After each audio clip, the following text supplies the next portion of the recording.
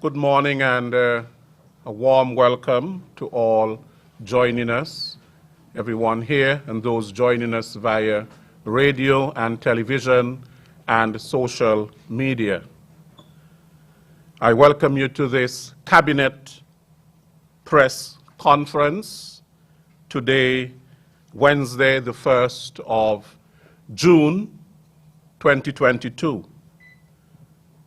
Today marks the beginning of the Atlantic hurricane season. And we know that that happens every year. And there will be a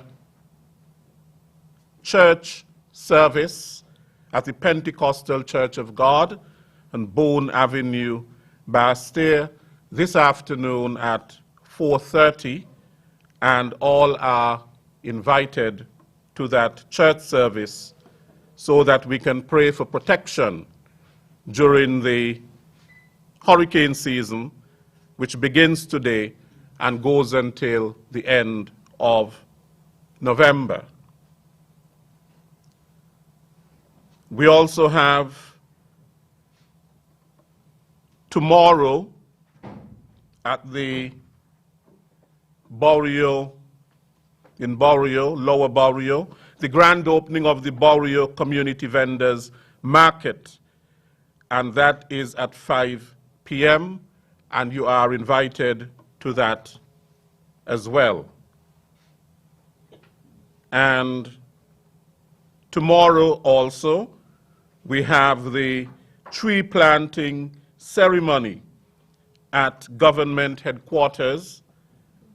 Sorry, not headquarters, Government House, and that is at 10:30 in the morning. And of course, that is in commemoration of the Platinum Jubilee of Her Majesty the Queen.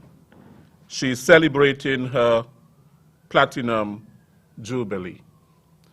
I welcome all permanent secretaries, permanent secretary in the Ministry of Agriculture, Ron Collins, permanent secretary in the Ministry of Sustainable Development, Elrita Simpson Brown, the general manager of SCELEC, Mr. Jomo Williams, the chief medical officer, Dr. Hazel Laws, the medical chief of staff at the Joseph N. France General Hospital, Dr. Cameron Wilkinson, all who are gathered here, including the press. I welcome the Federal Cabinet, the Honorable Eugene Hamilton, the Honorable Wendy Phipps, the Honorable Akila Byron Nisbet, and the Honorable Vincent Byron.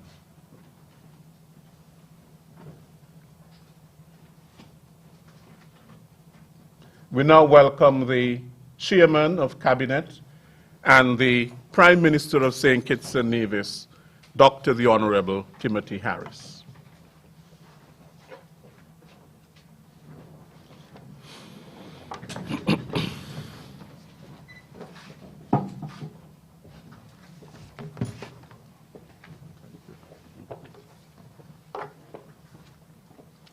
I would invite the Honorable Prime Minister to make his opening statement.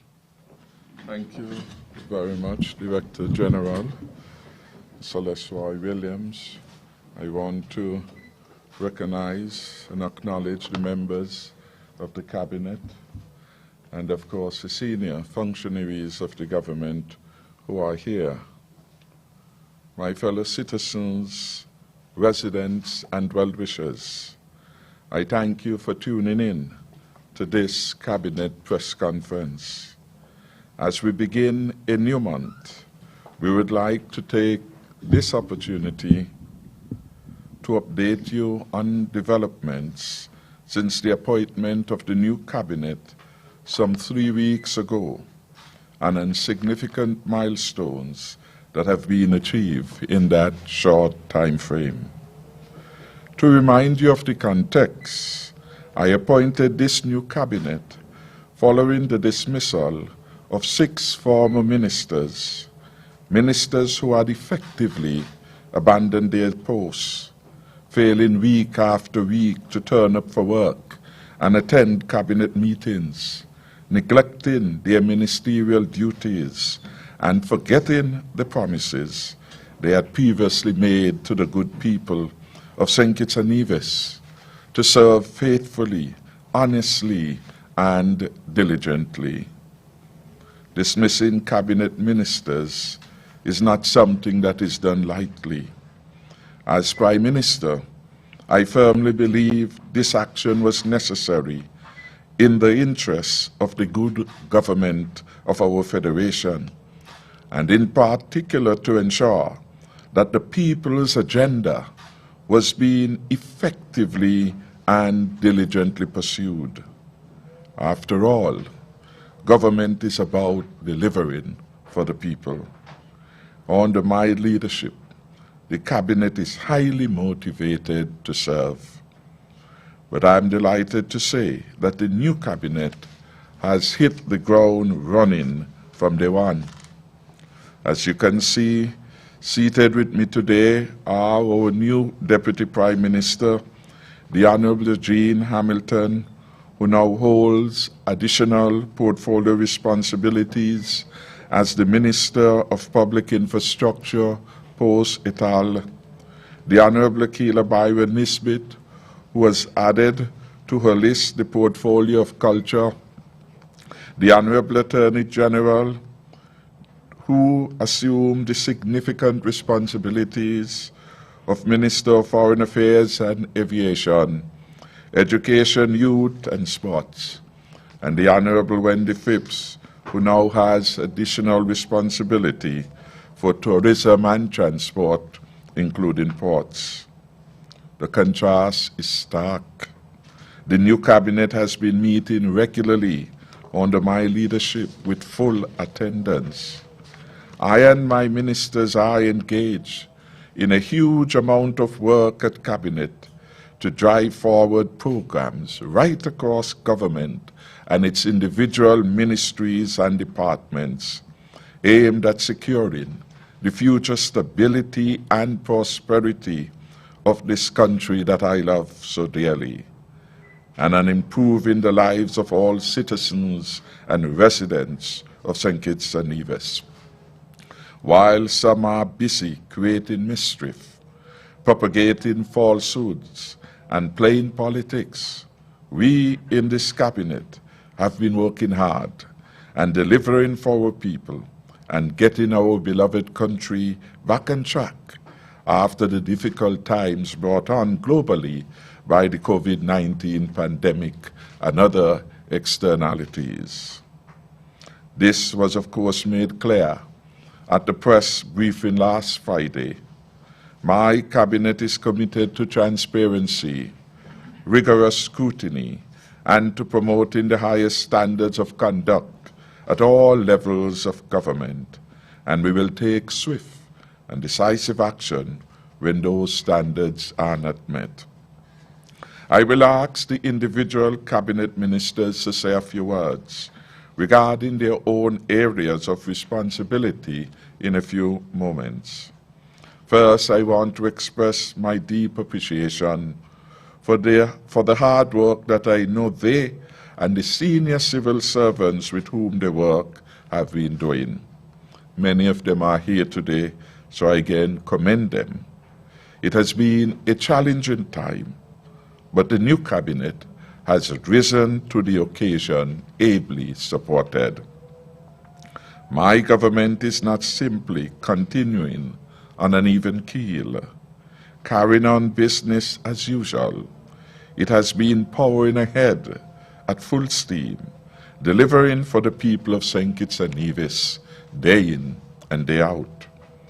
A particularly important recent milestone has been the implementation by my government of the 10% pay increase for salaried employees and pensioners of the federal government, a major policy delivery that will make a very real difference to a very great number of people at this difficult time. We thank God for this provision.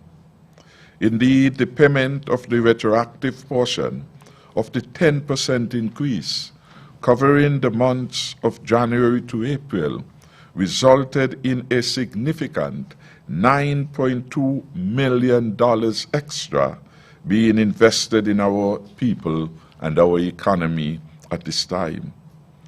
Over 1,066 wage earners, 3,822 salaried employees, and 1,357 pensioners, and over 2,500 step workers have benefited.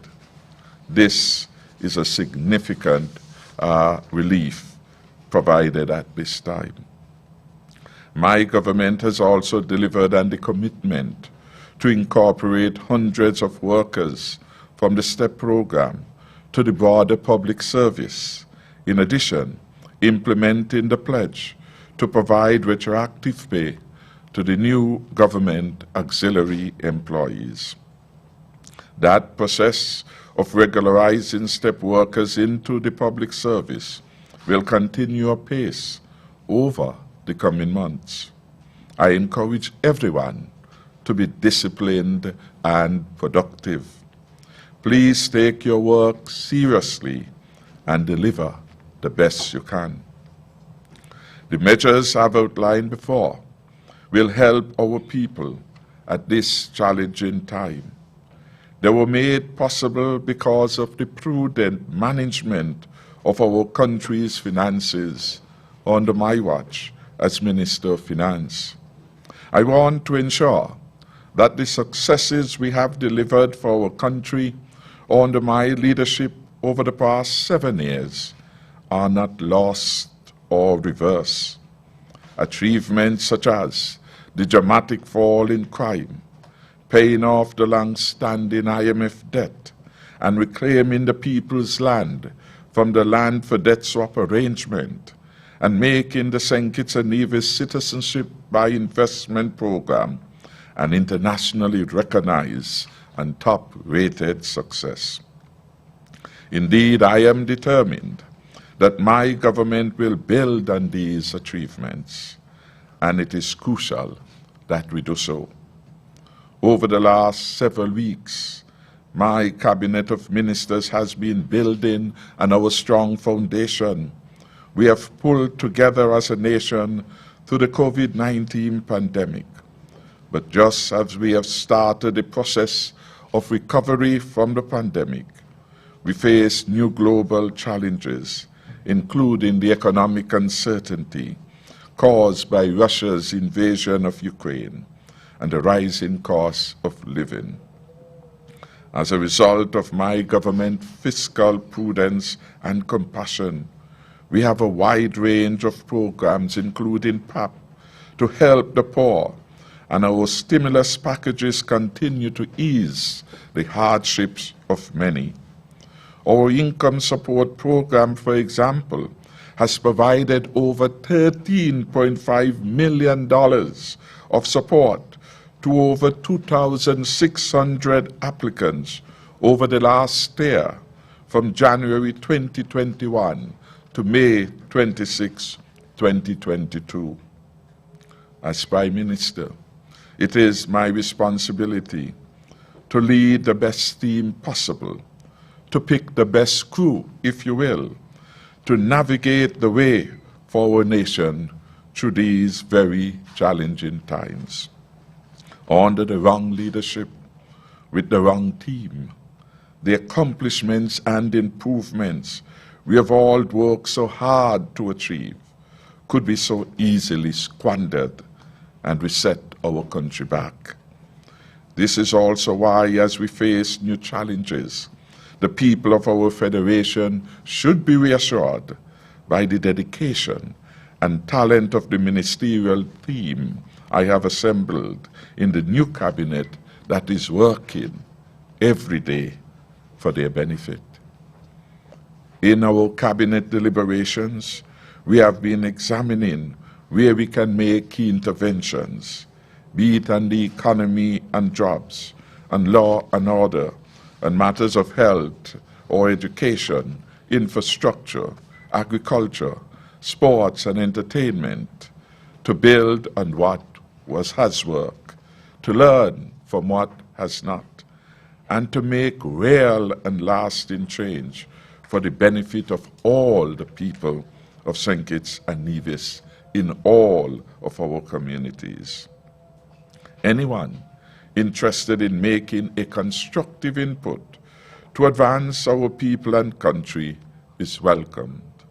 Indeed, all are welcome to work with us to make our beautiful St. Kitts and Nevis the best place to live, to work, to raise their families and visit. And on that note, I would now like to invite our new Deputy Prime Minister, the Honourable Jean Hamilton, to bring some brief remarks.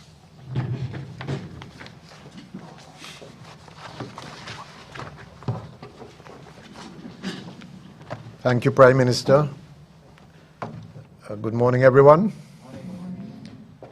Prime Minister, permit me to adopt the protocol that you have established so ably and also done by the Chair. Of course, except my other cabinet colleagues at the head table, Minister Phipps, Minister Byron Nisbet, Minister Vincent Byron. Ladies and gentlemen, all good morning again. You all don't sound like you had no breakfast this morning, but thank you. Let me say a good morning to fellow citizens and residents everywhere, because I believe that many are tuned in by way of radio and social media. I greet you on the morn of the commencement of the 2022 hurricane season. And my first task as Minister of Human Settlement is to invite you to share in the service slated for this afternoon at 4:30. It will be at the Pentecostal Church of God at Boone Avenue. You should join us and assemble to be reverent wherever you are. You can also be reverent wherever you are if you're not able to come to church. Of course, by prayer, precept, and of course fasting, you can seek God's face as we face this hurricane season, where there are 19 named storms, 9 of which are predicted to be very severe storms indeed. My second task, of course, is to share with you some information, some details about 3 to 5 of the significant undertakings since accepting the role of Deputy Prime Minister and Minister of Public Infrastructure, Public Utilities and Posts. Time permitting, I will update you on La Clanche, Skelec, Water, Bastia High School, Connery, Playfield, and of course St. Peter's Health Center. And then of course I will take my seat. La Clanche you have heard about. It is an organization with which government and Skelec has been engaged and engaging over the last 2.5 years. The short objective is for La Clanche to produce green energy by way of solar farm energy to our grid. The farm is expected to produce 30% of the energy needs of St. Kitts at a rate of somewhere around about 48 cents EC per unit, thereby creating an opportunity for the reduction in cost of electricity, perhaps in the next 20 or 25 years.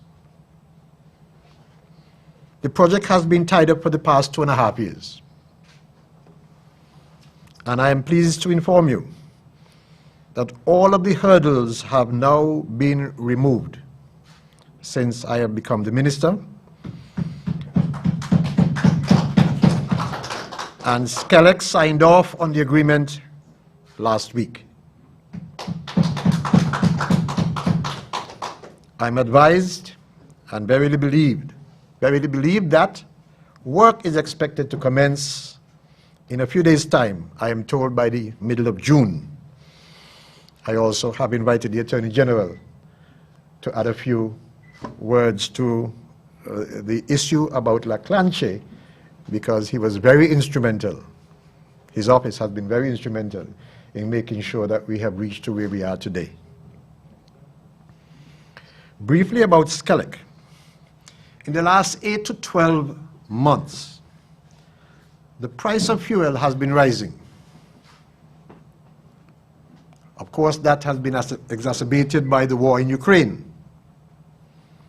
We, in St. Kitts and Nevis, we really do not have any control, direct or otherwise, on the escalating cost of fuel and the cost of goods and services impacted by the rising cost of fuel. If no one else in St. Kitts has realized this, those of us who drive, when you pull up at the pump, you realize that the cost is escalating. So within the last 8 to 12 months, the cost of fuel, which is a major input that drives the generation of electricity, that ensures that your children can study at night, that you can watch the news on television or listen to the talk shows, and keep the baby formula cool, preserve, and of course keep all of our vaccines and other necessary drugs safe to avoid mortality or morbidity issues. That cost, the price, has doubled and would have cost you more in your pockets if the government had not intervened. Your government has intervened in the last few days, and if I add, since I'm minister, and since the government continues to function properly rather than in chaos, we have intervened by bailing out Skelec. By that I mean, government is paying for the fuel. And by government paying for the fuel within the last few days, weeks, government is saving you in your pocket, at least for the month of May, it is estimated, something like $5 million.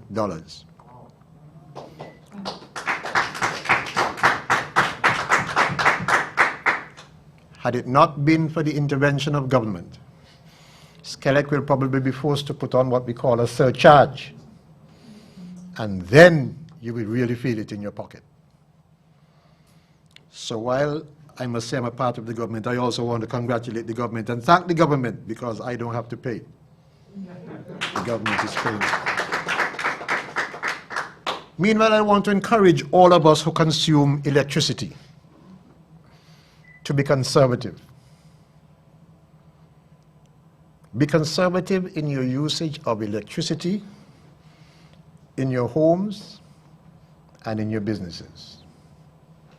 That is one way of making sure that we at Skelec, I have to say we now, I'm the minister, are able to provide you with the services and that you don't feel it in your pockets. I turn to water. Everyone knows that I gave an undertaking since we were campaigning for the last election. An undertaking to my constituents to solve the water problem in my hometown of Keyon. Yes, since becoming minister, I've reviewed every bit of communication surrounding the production of water. Water is life. Without it, there's no you, no me. And so I regard the availability of water as mankind's number one priority other than your souls. Having read the reports made by the water engineer in 2021 and again in 2022, I felt duty-bound to apprise my cabinet of the very urgent need to address the looming adverse outcomes facing all of us. We invited on Monday, 2 days ago, the water engineer, Mr. Cromwell Williams, to the cabinet, and he explained to us the urgent need for turning to desalination.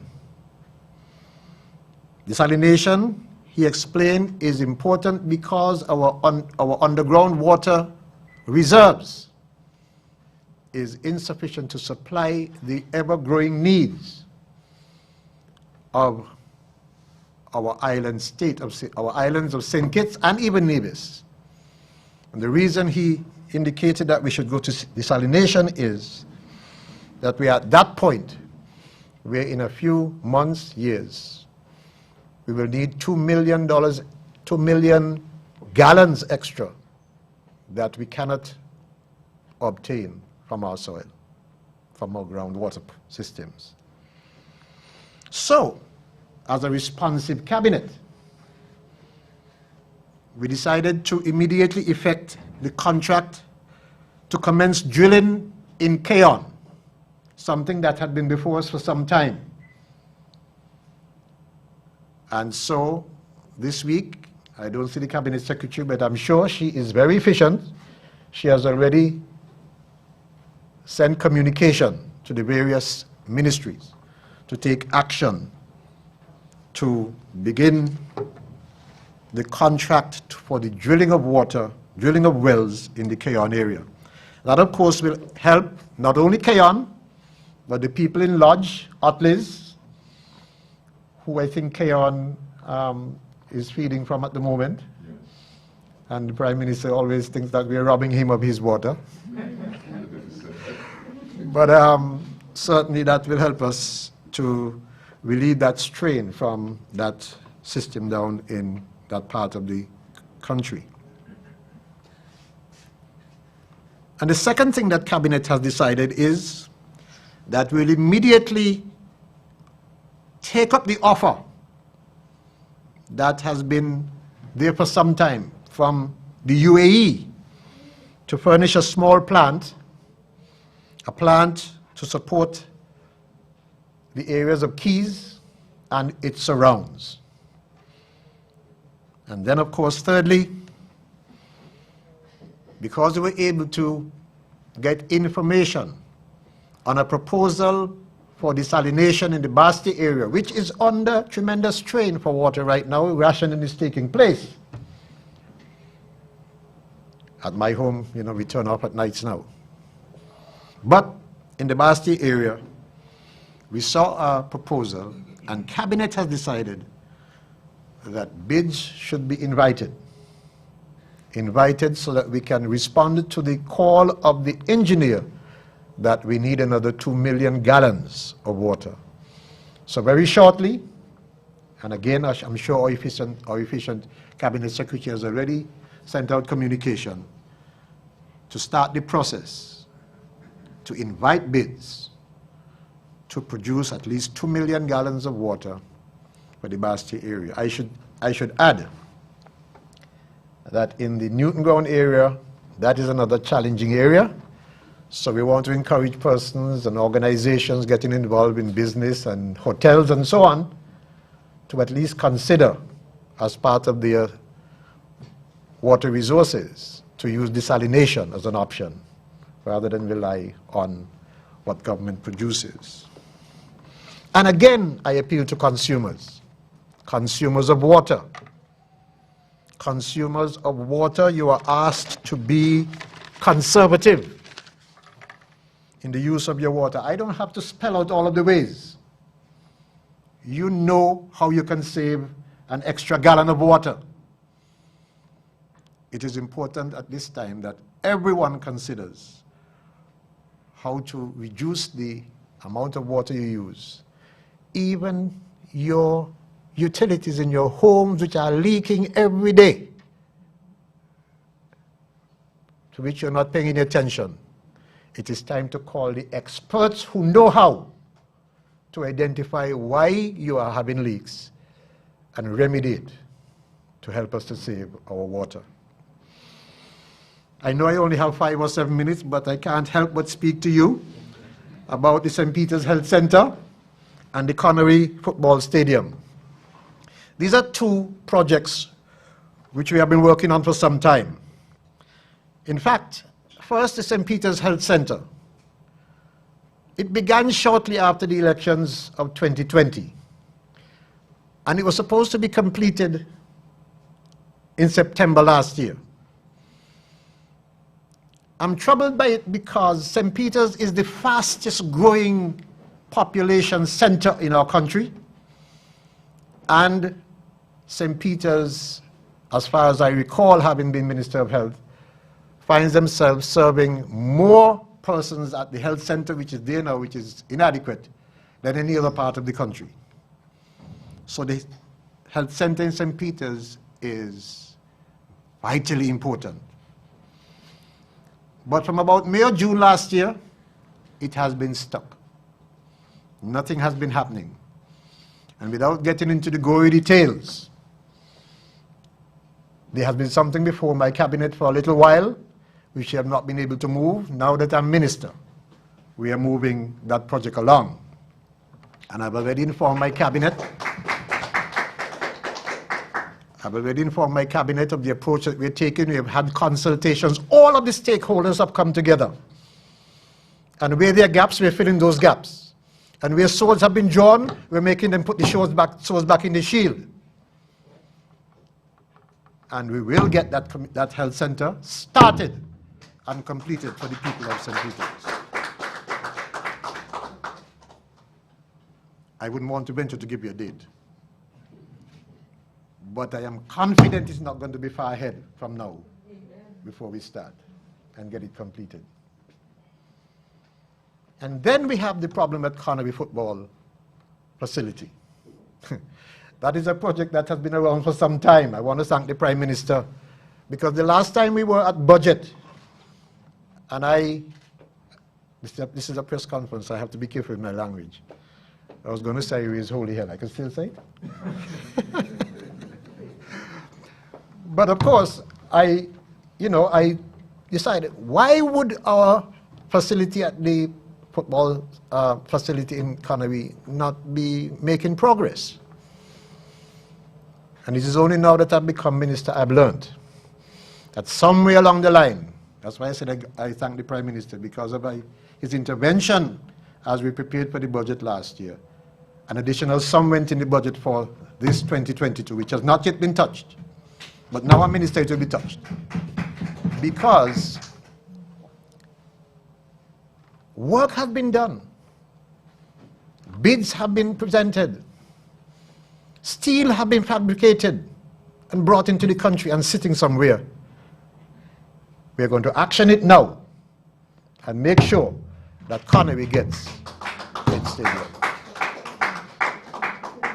I don't want to be speaking for too long because I know that the Attorney General is one who could take a few minutes. So I will save a few minutes for him. But those are the important musts in what may be a short time for me, but certainly the important musts as we work through the month of June, July, and beyond. Thank you.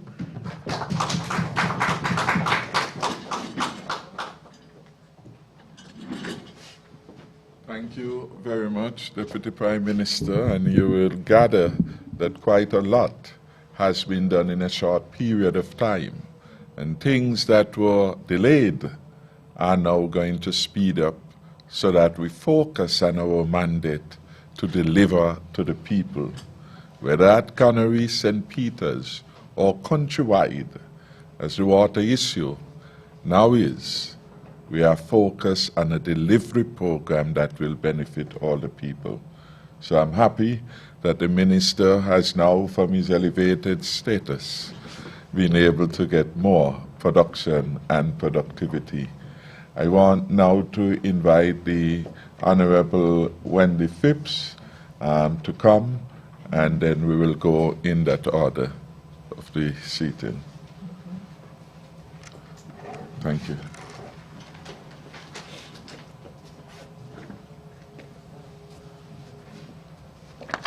Thank you, Honorable Prime Minister. Good morning, everyone. I, too, would wish to adopt the protocol that would have been established by prior speakers, save and except to acknowledge my cabinet colleagues, Ministers Byron Nisbet, Vincent Byron, the Honorable Eugene Hamilton, and of course the Honorable Prime Minister, host of today's meeting. Now, this cabinet briefing or press conference, as would have been indicated by the Honorable Prime Minister, is meant to provide some updates to the people of St. Kitts and Nevis as to the stewardship of the cabinet, the reconstituted cabinet, as of the 10th of May 2022. He would have outlined at the start that today's session is meant to say the state of play, some of the issues that we are dealing with, and at the same time to focus on some of the challenges and what our thinking is in terms of resolving some of these. Now, Minister Hamilton needs to be forgiven for the length of time that he took up. But that is because of the extensive amount of catching up that he would have had to be doing in collaboration with support from the Attorney General's chambers, etc. The Honorable Prime Minister has asked us to keep our comments to 5 minutes. And since I would have already been the subject of a briefing last Friday in terms of the state of play for 2 of the boards which now come under my direction, namely the UDC and SCASPA, I will be trying my best in the few minutes I have to exercise extreme brevity in what I have to say. Now, several of our speakers, in fact both of our speakers, the Honorable Prime Minister as well as Minister Hamilton, would have focused on the fact that we are operating in an environment, a global environment, in which St. Kitts and Nevis is not spared the impact of the high cost of living, increase in fuel costs, etc., largely due to the Ukraine-Russia war, etc. We also are seeing, even with that, the issue of the supply chain interruptions that have been taking place globally. Those of you who are following the news would have been paying attention to the fact that even in the US, as recently as last week, parents of young children were panicking because they did not have infant formula available.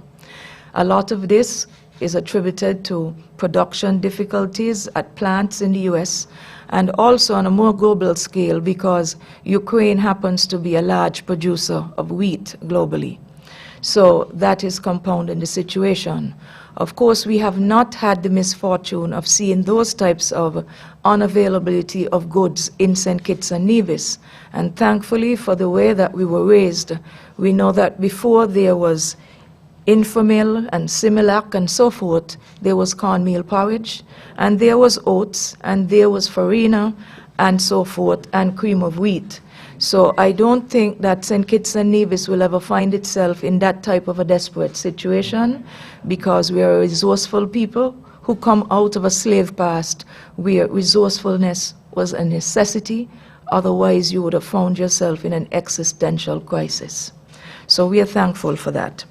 Nevertheless, the government would have, in April and early May, gone about a process of setting in place some policy formulations that would have sought to ease the burden of the cost of living on our people. The Honorable Prime Minister, as well as the Financial Secretary and others, would have iterated a number of these initiatives. And these are initiatives for which the ministry that I am charged with, Ministry of International Trade, etc., would have been partnering with the Ministry of Finance in ensuring that they come into being. And if I might just, by way of reminder to the public, indicate to us that we have already put in place a reintroduction of the duty-free allowance on the importation of food items by ordinary citizens, not commercial entities, for 6 months between April and September, and that these households are entitled to import up to 500 pounds of food without the need for the payment of duties and other taxes.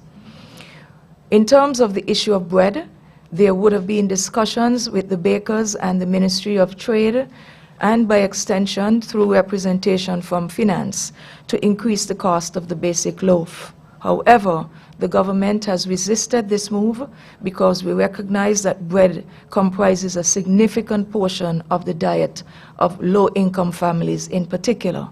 And we commend the baking sector for working with us and realizing that although such an increase is warranted, because the last one was, I think, as far back as 2007, they have agreed to raise the prices and recover their losses on the other items that are not price controlled. So some of them would have made these changes already as early as perhaps maybe 5 Fridays ago, in terms of baked goods that are really at your discretion to purchase whether you want them or not. Delicate pastries, cakes, etc., because the inputs are expensive. Nevertheless, the Ministry of Finance is still looking at a particular package where the basic inputs into baking that are not already duty-free, consideration will be given for those. So I just wanted us to bear that in mind. By extension, we recognize that the global increases in the cost of fuel would have also resulted, by extension, in increase in freight costs. The cost to land a 20-foot and a 40-foot container has practically doubled since the start of the pandemic. And what has been agreed to with the suggestion of Finance and the Ministry of Trade, and of course with the blessing of Cabinet, is that we would apply the average freight costs for 2019 on all imports of 20 and 40-foot containers, so that we could expect that the cost savings will be passed on to the consumers. Now, to make sure that happens at the level of the private sector, the Consumer Affairs Division is actively policing this matter to ensure that we are not seeing undue spikes in the price of goods, in spite of what we have tried to do in terms of ensuring that the containment at the 2019 figures will allow us to try to, as far as possible, do some containment in terms of the rate of inflation as a result of the knock-on impact on freight costs. In terms of fuel prices, Minister Hamilton spoke to this in terms of what is happening at the pump, and the government, again, would have gone out of its way to ensure that we paid an additional 30 cents on top of the 70 cents per gallon that the dealers were already receiving as their margin, because they too had not had an increase in the margins going back to, I think, as far as 2007 or 2009. So as of now, going back a few weeks, dealers would be getting $1 per gallon as their markup for fuel. We have deliberately not passed this on to the consumer by ensuring that we deduct it from the excise tax that government would normally collect per gallon of gas. Normally, our excise rate would have been $2.25, so the 30 cents that was done to add on to the 70 that the dealers would have been asking for came out of the $2.25. And then we went a step further by adding yet another $1 on top of that to ensure that the savings are passed on, so that even though we expect that there will be some amount of volatility in the global market when it comes to the cost of fuel, which we cannot control because we are not blessed with oil reserves here, nor an oil refinery, that at least we can contain it and cap it. So we are keeping our eye on that as well. The fuel subsidy for bus drivers and taxi drivers, I'm using this platform to remind all of those entrepreneurs that that is extended now for a 6-month period, so that we can get some extra help that will negate the requirement for having to have a spike at this time in terms of bus fares, because we recognize that the majority of our people still rely on public transport. So that is another matter for us to consider. But I wanted to share with us that in spite of the challenges, in spite of the hardness in the economy, what we are noticing at the Ministry of Trade is that there is an uptick in terms of entrepreneurial confidence in the local investment climate, because between January to present, some 44 new business requests have come into the ministry for fiscal incentives, and we have approved every single one of them. And basically, the majority of those, some 27% of those, come from construction services, and the amount that has been foregone by government in terms of duties and taxes for those 44 businesses alone is somewhere in the region of $511,319.93 that the government has done to ensure that we reduce the operational costs of entrepreneurs, especially at this time. And it is something that should be commended because it is telling us that our people, in spite of the traditional mindset and the history that we have come out of, where you expect after school to find a job, at least now the mindset is shifting, where people have been turned on to the idea of becoming their own bosses. The inception of the new Ministry of Entrepreneurship has also helped dramatically in that regard, especially for the creative sectors. So it is something that we would wish to continue so that more of our people begin to create wealth through entrepreneurship, just like we want them to create wealth through education. So this is something that we would wish to put forward on that score. Now, I would have indicated that we are facing a number of challenges at the same time, challenges that come as a result of my assumption of the responsibility of the SCASPA, our ports, etc. Some of these are works in progress. For example, upland work that still needs to be done at the Port Zante area. We are also just about beginning the dredging, especially as it relates to the work that needed to be done on Pier 1. And of course, there's a considerable amount of work that needs to be done on the tarmac at the RLB International Airport. And it is for that reason why you may have noticed that when the larger planes are landing, they're landing closer to the side of the private jet terminal in order to prevent the blowback from aggregate that has grown loose from the jet blast, creating any harm or damage or eye injuries, etc., to anyone. So that is a matter that is being investigated. We have in front of us the master plan for both of these projects, and for at least one of these projects, as recently as this morning, a local investor would have had an initial conversation with me about the possibility of him altering a particular CBI-approved project in order to raise the capital required for the airport renovation. So that is a discussion that the Honorable Attorney General and I, and the Ministry of Finance in particular, will be advancing, bearing in mind that the Honorable Attorney General holds the portfolio for civil aviation. So I wanted to draw this to our attention. While I'm on my feet, before I sit down, I wish to use this opportunity to indicate the confirmed slate of directors for the revamped SCASPA and UDC boards, and they are as follows. In terms of the UDC, the full slate is Calvin Esdale as chair, Sinclair Bryan, Miguel Thomas, Gregory Davis, Valentine Lindsay, Anthony Evelyn, Lloyd Somersall, and of course the Secretary, Ms. Cheryl Reed Nisbet. For SCASPA, the board is as follows. Austin Gary De Silva as chair, Ian Ferguson, Jermaine Lake, Charmaine Heiliger, Dino Cumberbatch, Natasha Daniel, and Junior Serrant. So those are the individuals that constitute the reformulated boards of St. Kitts UDC and also SCASPA. I wish to also use this opportunity to bring an update on the matter of the imminent closure of Cajola Cristada.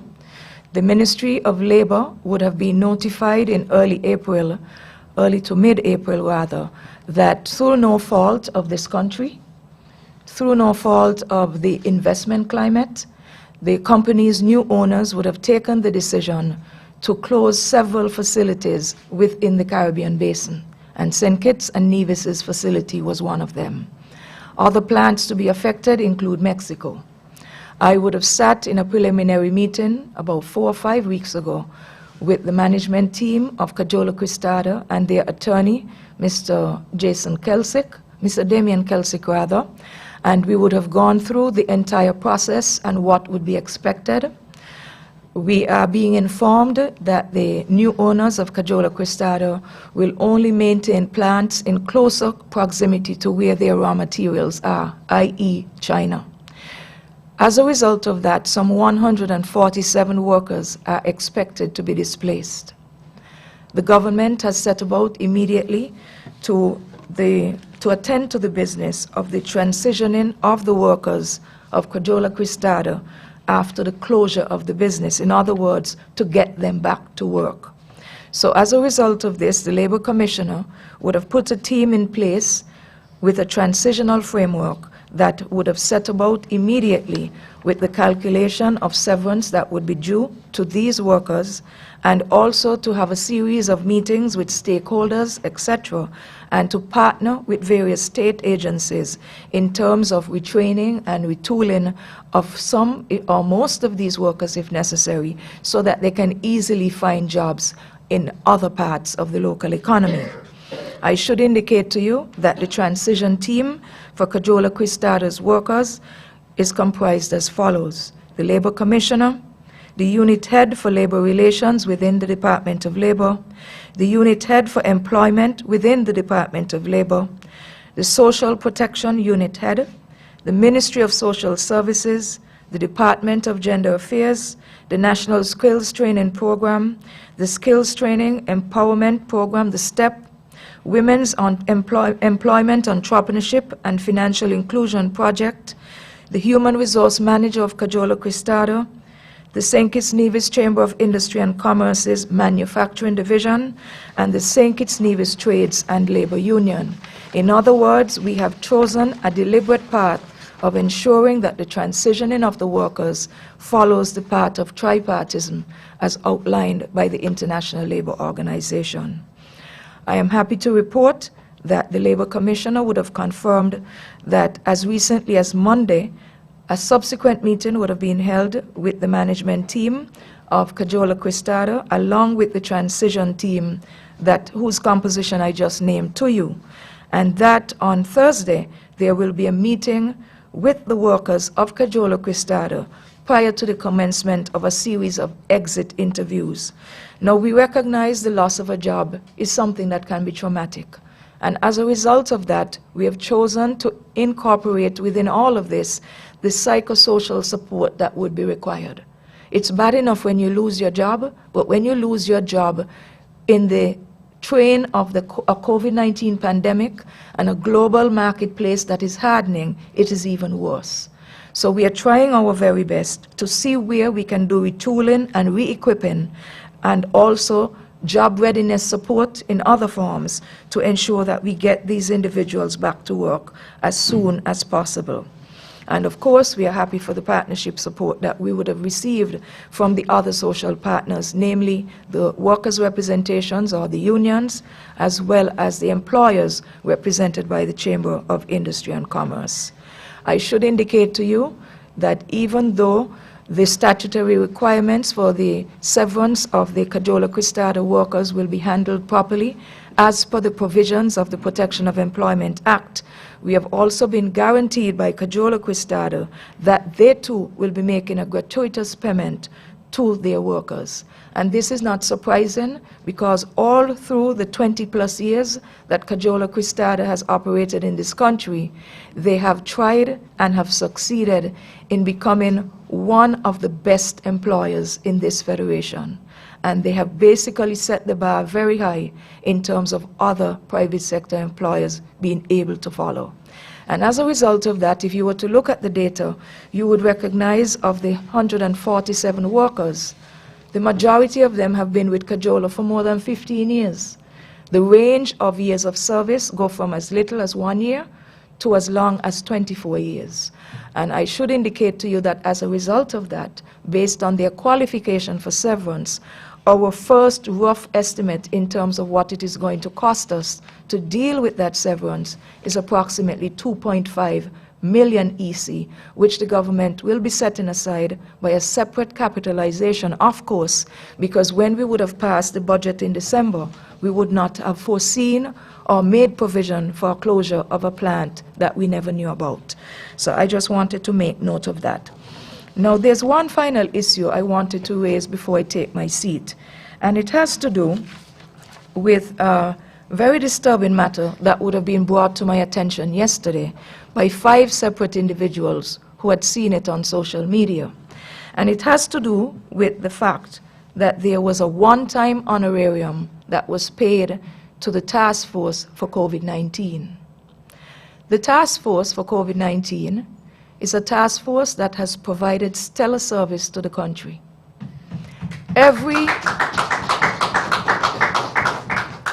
Every single member state in CARICOM looked to our model and copied it, because we had, by their assessment, what can be considered the best build-out of a COVID response through the length and breadth of CARICOM.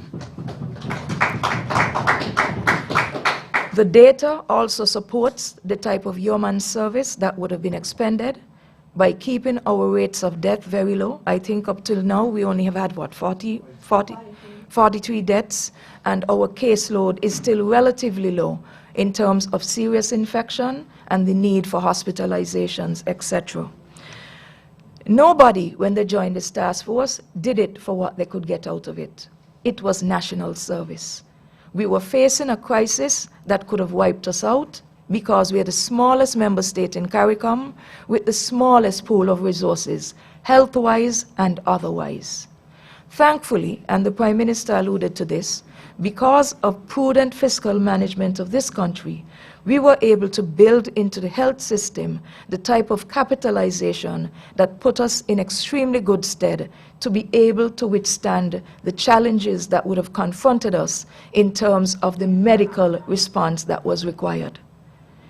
Up until when we would have gotten into the throes of COVID by around 2020 April or May, St. Kitts and Nevis, in spite of being a tiny country, would have had something like at least 30 ventilators attached to JNF Hospital. Am I correct, Dr. Wilkinson and CMO? And that is tremendous, because it came at a time when ventilators were in scarce supply, but we had ordered early. We began planning for COVID as early as December of 2019, when we saw the writing on the wall, even though it took until March 11th for the World Health Organization to declare it a pandemic. The work of the task force was carried out, and is still being carried out, by the way, because we had a meeting up to last Tuesday, by a wide cross-section of public sector stakeholders with their own set of specialist skills, leadership acumen, professional know-how, and of course a heart of love for their own country. And they gave without counting the cost. They gave without counting the amount of time they would have spent away from family members. They gave of their leisure time. There were days and months when we came to this very room, day after day after day during lockdown, when everybody else was in their homes. Over time, the commendations of the task force went far and wide, even as far as our diaspora. And then, over time, it was thought that there needed to be a tangible way to say thank you to the people of this country who went above and beyond to keep all of us safe, and they're still doing that job. I should indicate that yesterday, what I would have referred to earlier in terms of 5 people sending me interventions that were on social media, was that portions of a cabinet submission, to be precise for the sake of clarity and documentation for the media houses present, that cabinet submission was number 236 of 2021. The cabinet submission was drafted on or about the 6th of December 2021, following almost 2 months of discussion between the Cabinet and the Ministry of Finance as to an appropriate mechanism or framework with which to say thank you to the task force. The submission was finally dealt with by the middle of January, And I have to put even the way it was dealt with in context for us here. At that meeting of the cabinet, and the cabinet secretary, you're here, do you remember the exact date of that meeting? The 10th of January. So I wasn't too far when I said it was dealt with by the middle of January. On the 10th of January, every single cabinet member, save for the Honorable Attorney General, was present at cabinet. When that agenda item came up for that meeting, and I recognized that it was going to be the next item for discussion, I recused myself from the cabinet meeting because I knew that in addition to the persons who were being proposed for an honorarium, the names of Vincent Byron and Wendy Phipps were on that list. And it was the appropriate thing to have done to exit the room so that I do not influence a discussion in which the outcome would more than likely see me being a beneficiary for an honorarium. After the matter had been discussed for about 15 minutes, I was called back to the cabinet room and we joined the meeting. And at that point, I would have been informed of the cabinet's decision. By the 21st of January, acting on the instruction of the cabinet secretary, who would, according to her practice, send the cabinet decision of that nature to the office of the financial secretary, the payments were made to the members of the task force. The payments were done rather discreetly, right in this very building, on Friday, the 21st of January, with a senior official from the Ministry of Finance being present to present and to have signed for them the same beneficiaries who were asked to walk with an ID. Now, as I said, that was January 21st. February 21st came, no leaking of anything. March 21st came, no leaking of anything. April 21st came, no leaking of anything. And now we are down to the 31st of May. And yesterday that happened.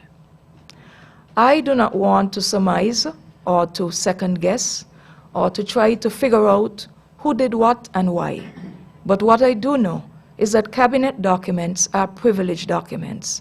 People who sit in a cabinet have to take an oath of office before you can assume any type of role in the cabinet. What was done yesterday, and to a certain extent I can only say that it was done in retaliation for my statements last Friday, because the graphic that I saw only had one person's picture on it, and it was mine. But my position is that if you want to take issue with a minister of government over a payment that that minister of government receives, you have no business whatsoever compromising senior civil servants in that process. What I saw yesterday had all of the names of all of the beneficiaries, plain as day, and I do not know what was the aim of all of that. Nobody on the task force stole any money. Nobody on the task force begged to have an honorarium, but they were duly presented with an honorarium. This type of information being circulated on social media doesn't help anybody. And what it does is engender further distrust in terms of your access to government, especially when matters have to come before the cabinet. So the average person might be out there wondering right now, what happens to me if, for example, like the example I gave you earlier, of 44 businesses applying to the Ministry of Trade for relief, for fiscal relief, to get their businesses up and running or to relieve some of their operational cost. What is to happen to those who are still in the process of sending in their applications? Are they supposed to now feel threatened or afraid at being exposed even to their competitors, for example, which is serious, that something as simple and which is their entitlement to access as an application for fiscal incentives in the past might very well find itself on social media. So I think sometimes when we do these things, the person or persons who are responsible, we need to take time and think about the implications for everybody. And I will end on that note, and I will pray that as we move forward, we would recognize that social media serves a good, but it also has its bad sides. But let us continue to try to use it for the good that we can get out of it. We are a people who have come very far, and for what I have just explained, it really sinks to a new low, and we need to do better as a country. I thank you for your attention.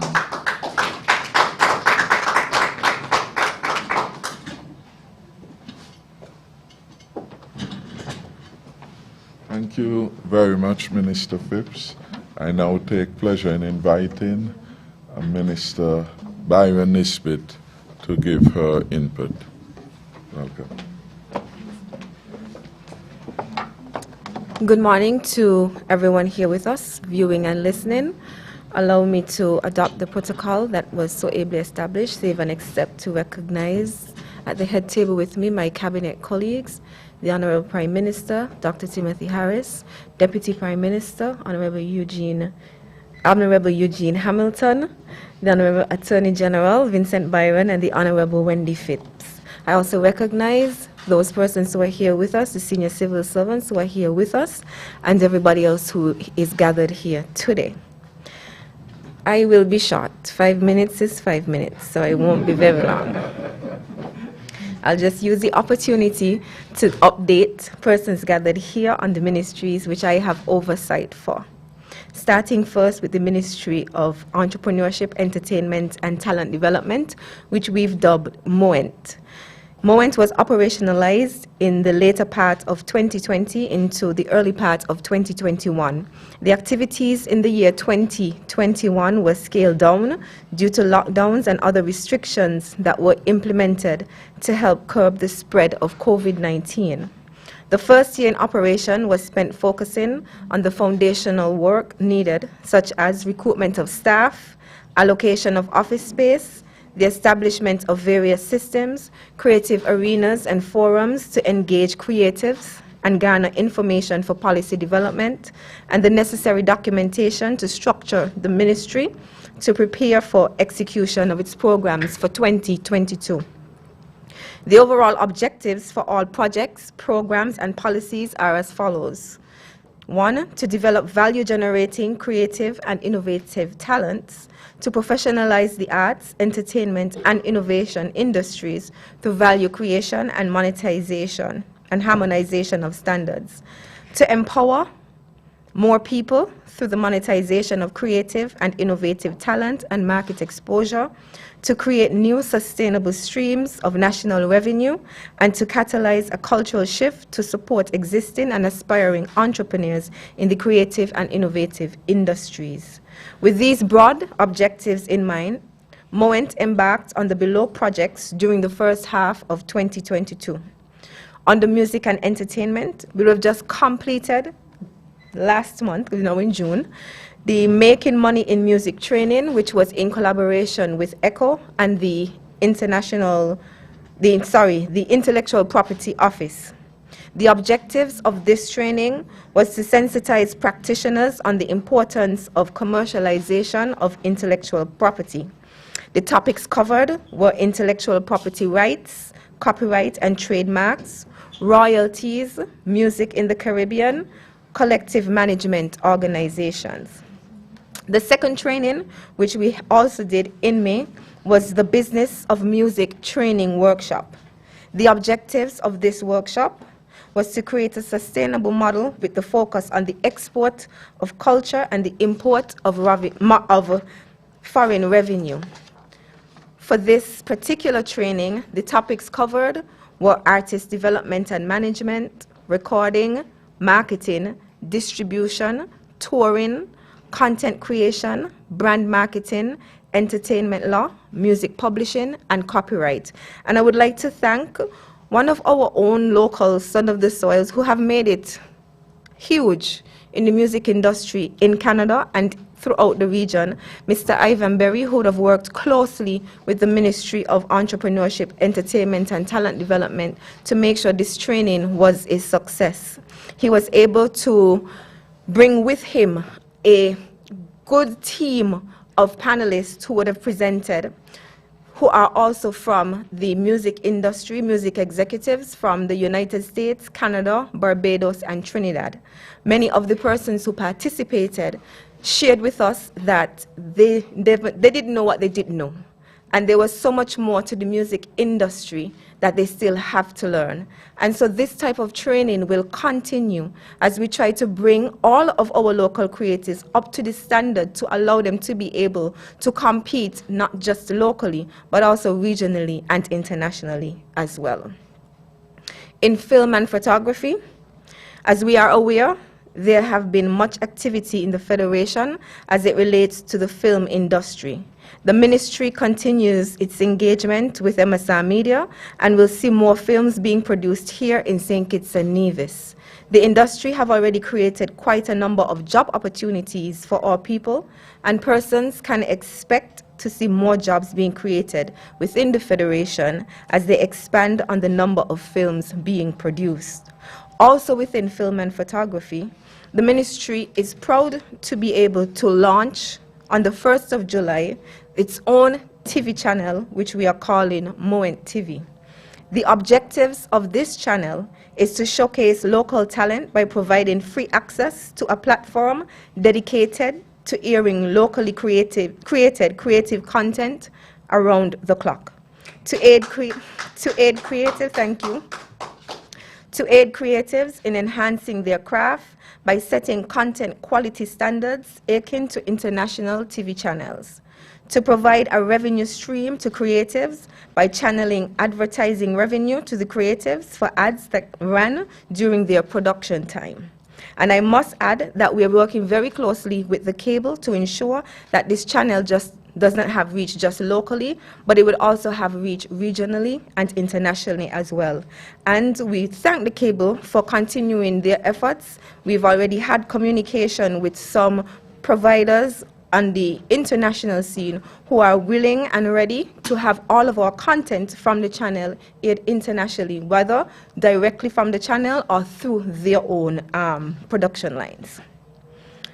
In terms of literary and performing arts, the ministry would have undergone the Month of the Arts back in March of 2022, and we intend to have the Month of the Arts continue on an annual basis. The objective was to sensitize the public on the importance of the arts. Some of the projects that we would have done under the Month of the Arts would have been school visits, radio and TV campaign, spoken word extravaganza that was in collaboration with the Department of Culture, which now falls under the ministry, mural project, which is ongoing.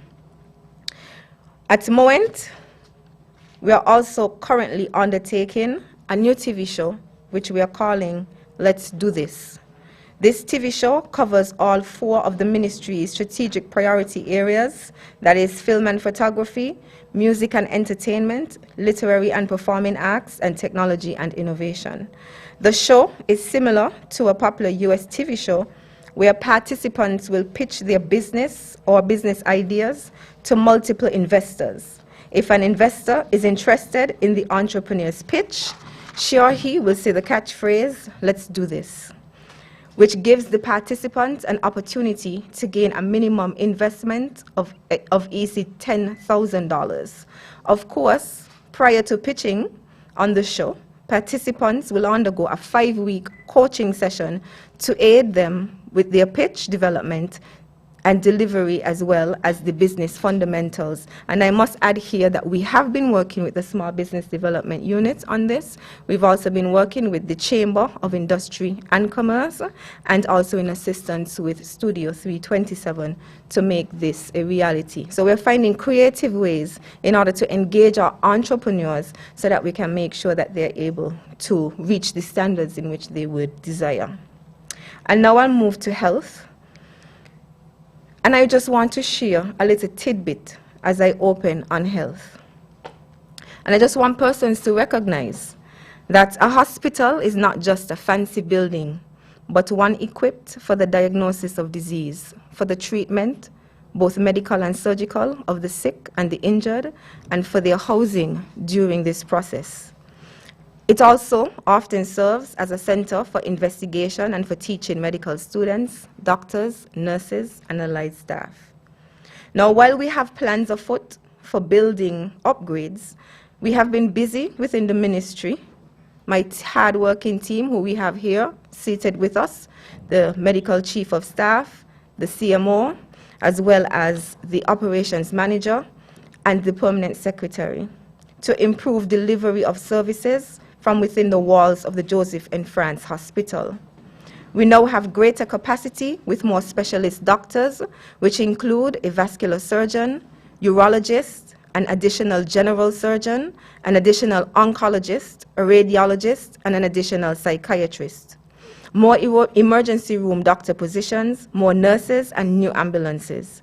We've also improved our equipment and capabilities with new digital X-ray machines, new digital mammogram machine, eye clinic equipment, more hemodialysis units, which will be on ground on June 5th, and improved testing services in the lab, and more electronic beds, trolleys, and wheelchairs.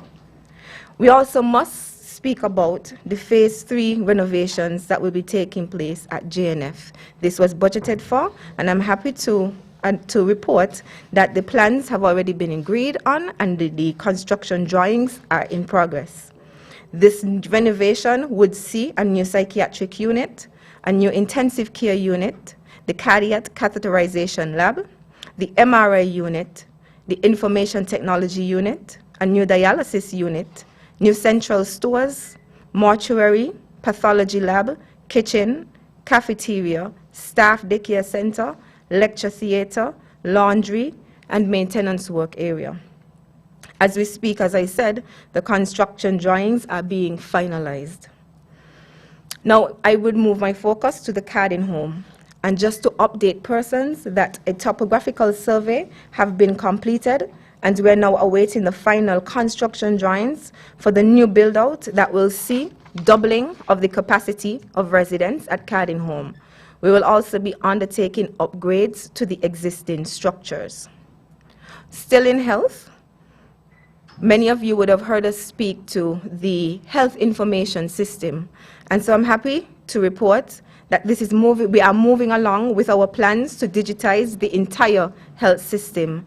The HIS is already installed and ready, and we are now at the point of ensuring that the IT infrastructure is in place to be able to support the information system. And now just a bit on culture, which I also have responsibility for. And under culture, something that persons would be interested in is whether or not plans are ahead for Carnival. And yes, plans are ahead for Sugar Mass 51. They've already begun mobilizing and starting to do their marketing. And so we will be, as long as COVID does not say something differently, or maybe even the monkeypox, we will be having Carnival 51 this year. As I said, I would be very brief, and I will make way for the Attorney General, who I know will be longer. And so I bid you all a pleasant day.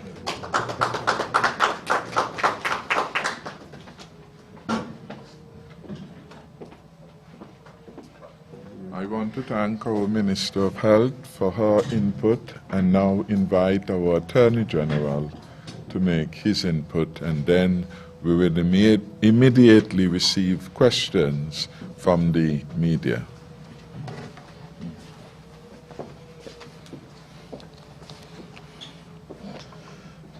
Thank you very much, Honorable Prime Minister, and good morning to all.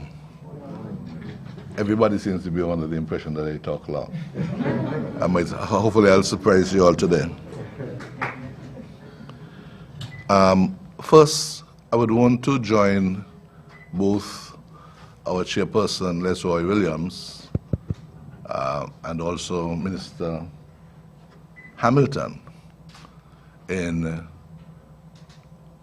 making us all aware that today is the beginning, the start of the hurricane season. And it is a very important milestone because we should all start preparing in the case there is a major storm that impacts us. This afternoon, there will be a church service to start this service, to start this period, this season. And I want to encourage those who can to come by, but also to encourage all of us to be aware of our surroundings at home, to ensure that our shutters are in good stead, that hanging trees that can impact your buildings and affect your properties be trimmed, that we look around our properties and ensure that everything is in order. It's a very important factor that we must bear in mind, and I would, as co-chair of the Disaster Mitigation Council along with Minister Wendy Phipps, would want to assure you that the National Emergency Agency has begun its preparation for some time now. Our district committees are in place, have been meeting, and so we want to assure you and the country that we take this season, hurricane season, very seriously. Mr. Chair, Prime Minister, I want to adopt the policy that you have already, and Leslie has already established, and of course recognizing all my cabinet colleagues and senior members of the government who are here, along with members of the media. Today, I welcome the opportunity to discuss some of the key activities that fall within the remit of my current portfolio. As Minister responsible for the Attorney General's Chambers, Ministry of Justice, Legal Affairs, Education, Sports, Youth, Foreign Affairs, and Civil Aviation. In the midst of this period of transition, we must ensure that the business of government is carried on in a seamless fashion and our various commitments are properly undertaken. In fact, one of our primary responsibilities is to ensure peace, order, and good governance within the Federation. And in that vein, I remain committed to ensuring that the government, its officials and agents function adequately and they are accountable under the law. With regards to the Office of the Attorney General, Ministry of Justice and Legal Affairs, we remain cognizant of our role as gatekeepers in upholding the tenets of transparency, accountability, and the rational application of the laws.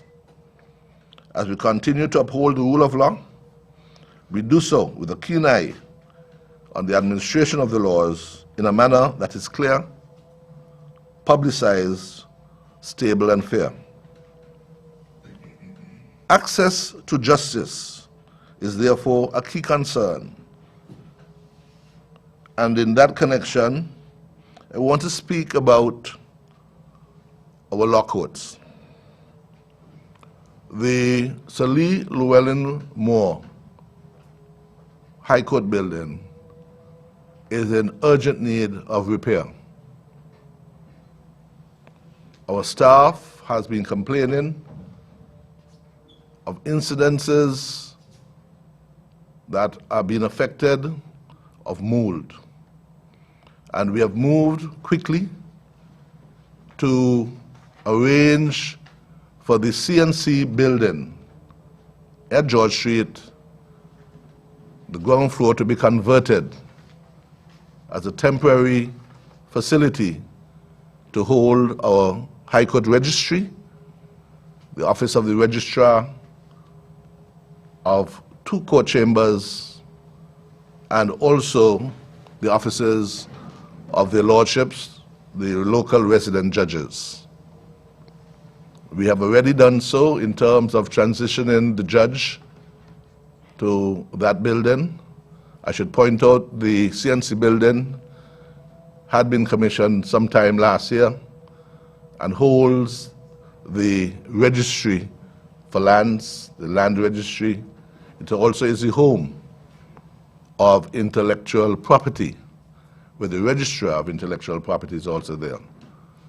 But we have been able, or are working on making that building also act as a temporary court law court for the holding of civil matters as well as criminal matters, while we urgently do remedial work on the law courts that are normally there. Of course, I would point out that the newly commissioned annex in that building is also functional. And already we have one magistrate's court that's functional. There are rooms available for mediation in the law as well as the law library. It is worth noting, however, that since the onset of the pandemic, hearings have been held via Zoom and other secure online platforms, and these measures continue to assist the courts in managing their caseload. So as I speak today, cases are going on with the master, not even based here, and with their lordships, that they hear matters online, and the whole idea of access to justice is still being managed as we speak. And again, too, within this context, we have been able, since last year, to have the incidents of a night court where traffic matters and others can be had and be dealt with. I want to move on quickly and to speak of two other matters that we in the Office of the Attorney General oversee and support, the Ministry of Justice and Legal Affairs.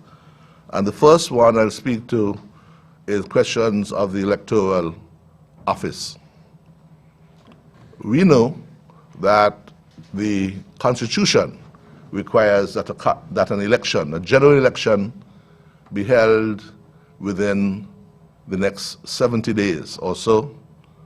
And it is a time when the Electoral Commission and officers in the Electoral Office have to prepare to be able to make sure that the conduct of the elections is done in a very fair and proper manner.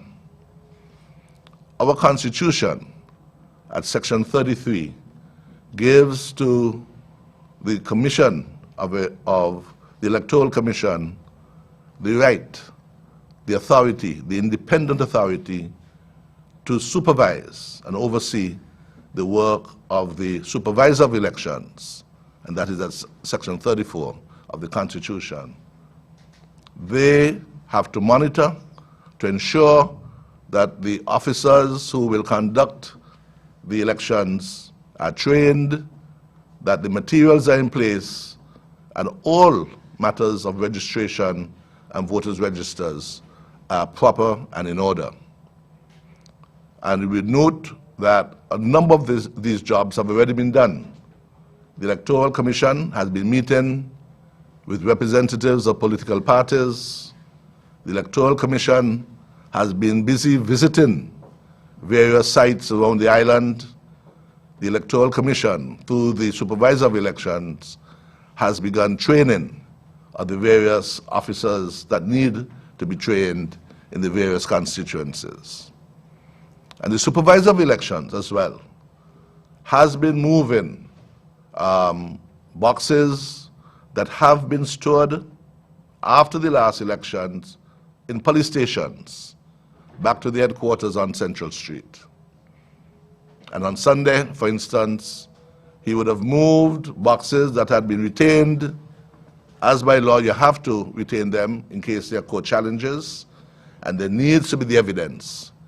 He's now beginning the job of moving these electoral boxes back to the headquarters on Central Street, where the old ballots will be properly destroyed, and they'll make sure that all of the paraphernalia is in order.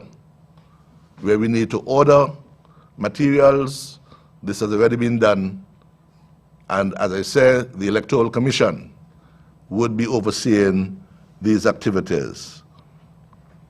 The Electoral Commission is headed by Attorney at Law, Mr.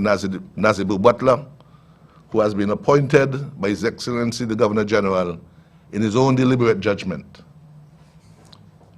The Commission also has on it Attorney at Law Mr. Grenville Brown, who has been appointed by the Prime Minister, well, appointed by the Governor General on the advice of the Prime Minister, and also Attorney at Law Mr. Jason Hamilton, appointed by His Excellency Governor General on the advice of the Leader of the Opposition. And these are closely monitoring the activities to ensure that our elections are free and fair as we come to expect them.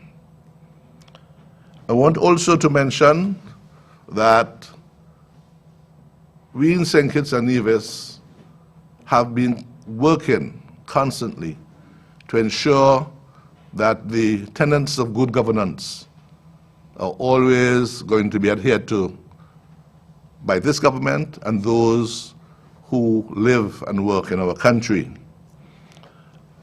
And we were happy last week for our independent Integrity in Public Life Commission to host and co-host the Commonwealth Caribbean Association of Integrity in Public Life and Anti-Corruption Bodies.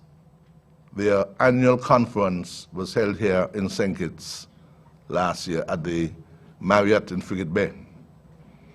It was the first in-person conference that had been held in 2 years, and we were able to accommodate the association to put this in place. Some 9 countries of the 14 member bodies were able to attend in person, while others joined via Zoom. The opening ceremony was held last Monday under the auspices of His Excellency the Governor General, and we had as a special guest the Commonwealth Secretary General, Baroness Patricia Scotland, who visited and brought remarks as well. At the opening ceremony, we had remarks along with Baroness Scotland and others. We had remarks from former Prime Minister Denzil Douglas, Right Honorable Denzil Douglas, and unfortunately the Prime Minister had other engagements, and I would have brought remarks on his behalf. Again, our Integrity in Public Life Commission has been set up. It is run, it is chaired, headed by Madam Justice Paletta Lance, retired judge of the High Court, and it also has in that body Mr. Dennis Freddie Knight, appointed by the Prime Minister, appointed by His Excellency the Governor General on the advice of the Prime Minister, and also Mrs. Carolyn Boddy, who is appointed by the Governor General on the advice of His Excellency, on the advice of the Leader of the Opposition, Mr. Denzil, the Right Honorable Dr. Denzil Douglas. The Commission has a permanent office that is set up on Liverpool Row in the Delisle Walwyn building, and there's a permanent staff which is headed, has a CEO, Chief Executive Officer, Mr. Albert Bertie Edwards, who is retired Director of Audit. And so this body is functional, and they've been working for some time now with legal drafters in the Office of the Attorney General to work on improving the act that had been passed in 2013, and regulations have been worked on, are ready to be put in place at the next term of the Parliament. So it continues to work, and we're happy that we were able to host that meeting here last week. It went off very well. They had their annual general meeting on Friday, and that is now finished. I want to turn to my portfolio, my new portfolio at the Ministry of Education, and we have been having meetings. I'm sure all of us have been having meetings to come up to speed with our new portfolios. And I've been able to meet with Permanent Secretary, Mr. Vincent Hodge, and members of his staff, Dr. Tricia Esdell, Melvin Basu, Senior Assistant Secretary, Secretaries Melvin Basu and Desiree Gums. And we have discussed at length a number of issues involving the Ministry of Education. One of which, of course, is the need for us to quickly and aggressively ensure that the Joshua Obadiah Williams Primary School at Modern is rebuilt very quickly to be able to host the students in that area, in the Molyneux and the surrounding areas. We recall that in March there was a fire that was devastated that school. We understand that this had been caused by arson. Someone is in police custody and has been denied bail, and we are very saddened by that. The students at this time are being housed in the Explorers Club at Malfield in Phillips's. But we want to be able to work hard to be able to have the school readied by early September so we can have them continue in their lives. Public Works has already been working to be able to have the plans put in place, and we hope that this will be able to be done in a short space of time. This month, the 1st of June, is Child Month here in St. Kitts and Nevis. And I would have had the privilege and honor to have brought remarks to open this month. That begins today. The children, the Early Education Development Unit has been able to establish a theme, and that is recycle. For our children to be able, at a very early age, for the need to protect the earth resources, learn how to recycle waste, and to do things that helps us to protect the earth for current and future generations of children. There's an exciting program that we normally look forward to. There are a number of church services in each zone of the schools. There would have been a church service this morning, I believe, at Emmanuel Methodist Church in Sandy Point. Tomorrow there'll be another church service for the Eastern Zone at the Evangelistic Center at Neesmouth. And on Friday morning, there'll be another service at the Anglican Church, St. George's Anglican Church on Caron Street. All of these services will begin at 9 o'clock. And there are a number of events during the course of the month. There's normally the very exciting Child Month Parade. That would be, I think, on the 24th of June, as the children and their parents and providers, teachers, parade in Bastille. There's also going to be a parade in Charleston, Nevis, I think that's the 10th of June, and there are a number of events that we'd want all of us to support our young as they develop. We have had discussions as well with the chairperson, the chairman of the Clarence Fitzroy Bryant College. We would have known, be aware that Dr. Austin, the president there, would have demitted office a month or two ago as she did not renew her contract. And so we are now on the process of doing a search to find a new president for the Clarence Fitzroy Bryant College to ensure that that institution, that tertiary institution that's so critical and vital, the provision of our workforce, our citizens as they get older, as they graduate, to take their proper role in our society. I want to speak about the Ministry of Sports, and this too, we have had a number of meetings to be brought up to speed And I must say that over the next couple of months, next 3 months or so, are going to be filled with activities, international activities, in addition to our national programs in football and basketball and other sports.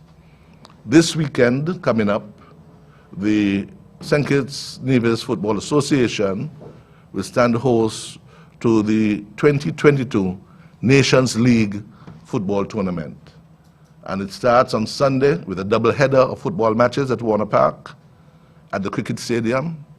At 3 o'clock, there's a match between Dominica and Anguilla. And at 7 o'clock, there's a match between Antigua and Guadeloupe. Then again on Thursday next week, Antigua plays Cuba, and on Sunday, the following Sunday, St. Kitts Nevis plays St. Martin.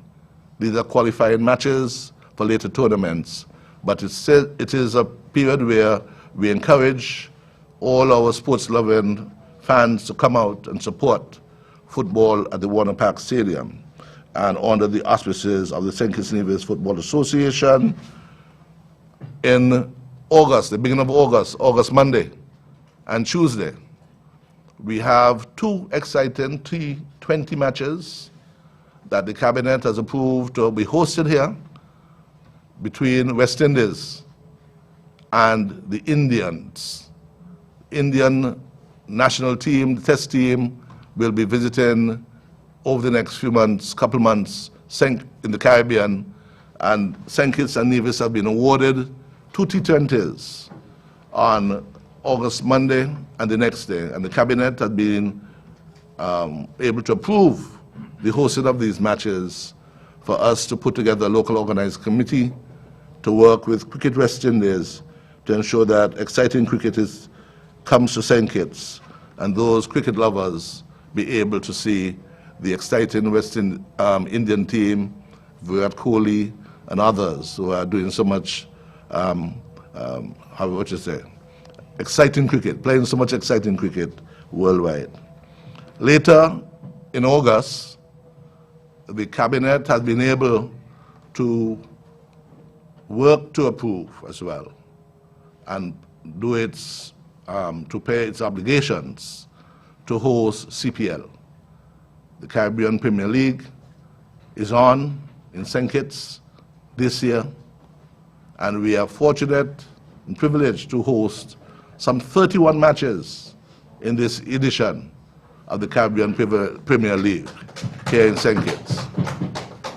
You'd recall that we have the Patriots franchise that the government last year would have been entered into to ensure that the Patriots are going to be with us for the next, well, for a 5-year period.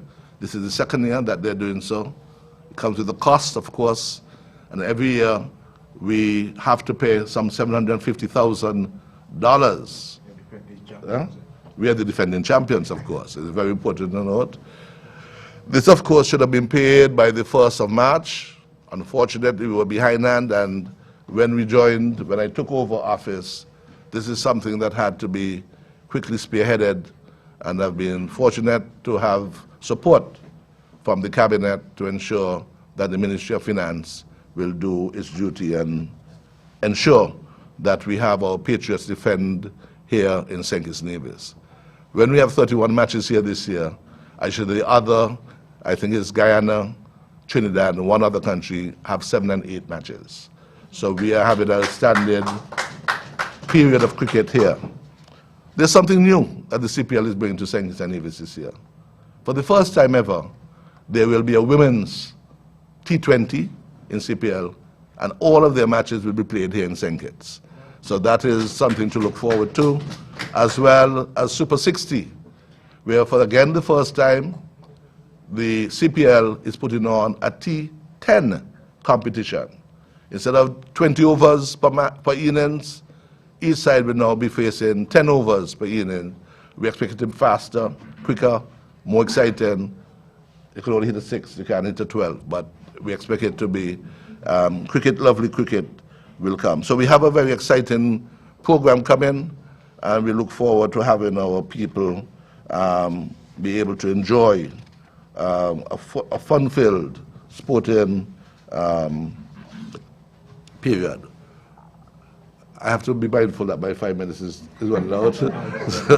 So I'll quickly just go on and speak about one more matter, and that's the Ministry of Aviation, and continues to work together with our regional partners and the OECS Secretariat in facilitating the return of the Eastern Caribbean Civil Aviation Authority to Category 1 status by United States of America Federal Aviation Administration, the FAA. ECA had been downgraded to a Category 2 status by the FAA, and we have been working very hard, and it has been recommended that there was a need for the legislative framework to be reviewed and bolstered. I'm happy to say that at a meeting of the Legal Affairs Committee of the OACS that should have been earlier this week, there has been general agreement that we do the necessary work to ensure that this is put in place and to be able to ensure that the Category 1 status is returned throughout the OECS sub-region. Very critical for us in terms that we have our airspaces properly regulated. And with those few words, I would want to end here. Just, however, to say that as I have indicated, the business of government continues. And I look forward to working with these various ministries and departments that have been tasked with as we continue to move the country forward. Thank you very much.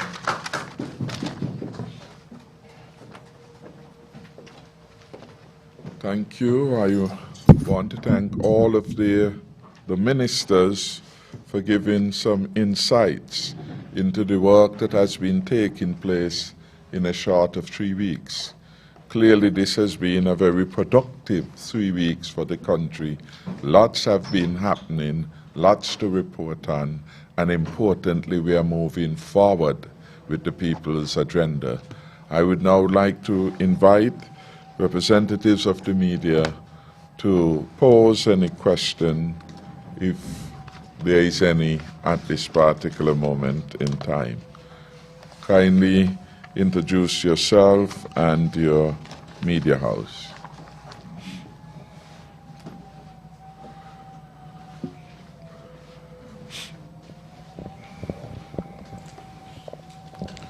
Good morning, Glenn Bart from SK Newsline. A number of questions, and I shall be very brief. The 6 former PAM CCM ministers who withdrew their support for you as Prime Minister have all accused you of deliberately undermining them. Are they all wrong on this matter? A major issue remains the fair share of resources derived from the CBI revenue, CBI program with the NIA.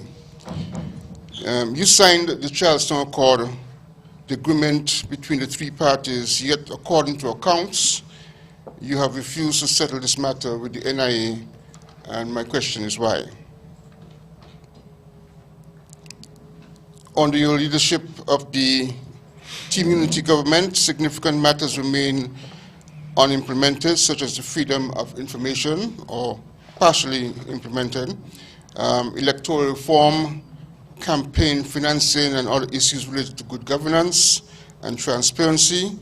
Why is this the case? And finally, for now, did you have any intention of abiding with the Charleston Accord, or was it a stepping stone for a long-term personal political agenda, as some political and social media commentators have suggested? Thank you. Thank you very much. Any?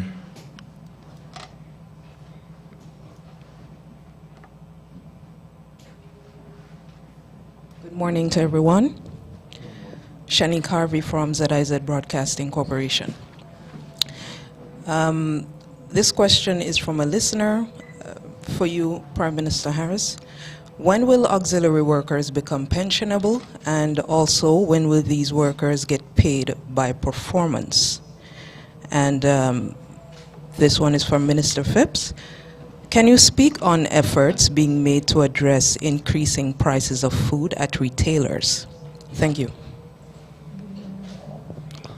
Thank you. Good morning, good afternoon, sorry. Lashan Dixon Singh is a Nevis observer. A few questions from me. Earlier today, Mr. Minister Hamilton spoke about delays for La Cranche and for the health center in St. Peter's. My question is, what were the reasons behind those delays? Also, can we get an update on the Bastia High School? And what is the plans for energy security in St. Kitts and Nevis, considering the financial issues at Skelec and the rising costs in fuel and what's not? And finally, the plans. What are the plans for repairing? Repairing the field at Warner Park, the football field, especially relating to the lights and local football.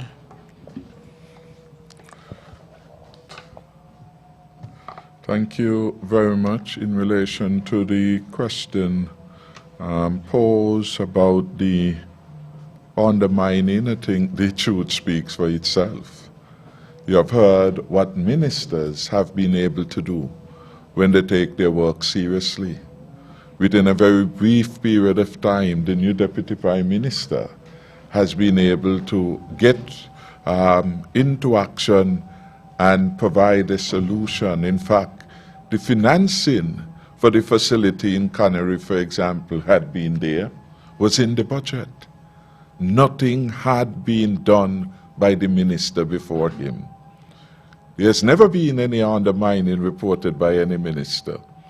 Never until now. This is part of the deceitful politics that has been now being propagated by the 6 who have been sacked for non-performance by this government. Go back to 2020 general elections. You hear each and every one of them say Dr. Harris has been given sterling performance to this country. Go back to the budget debate.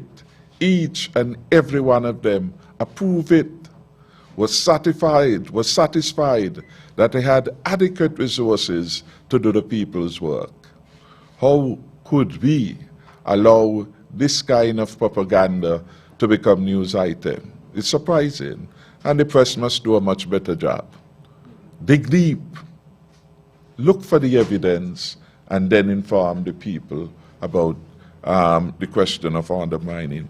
What we had were lazy people, ministers who did not even know what was in a budget they purportedly support. They did not know where certain revenues were included in a budget. Suddenly they didn't know after 7 years. So let us not go into the fanciful field of political propaganda in which they're inviting us at this particular moment of time. You have heard from each of the ministers. You have heard the Attorney General. Within days, he was able to do that which had not been done for several years, while budgetary resources were being provided.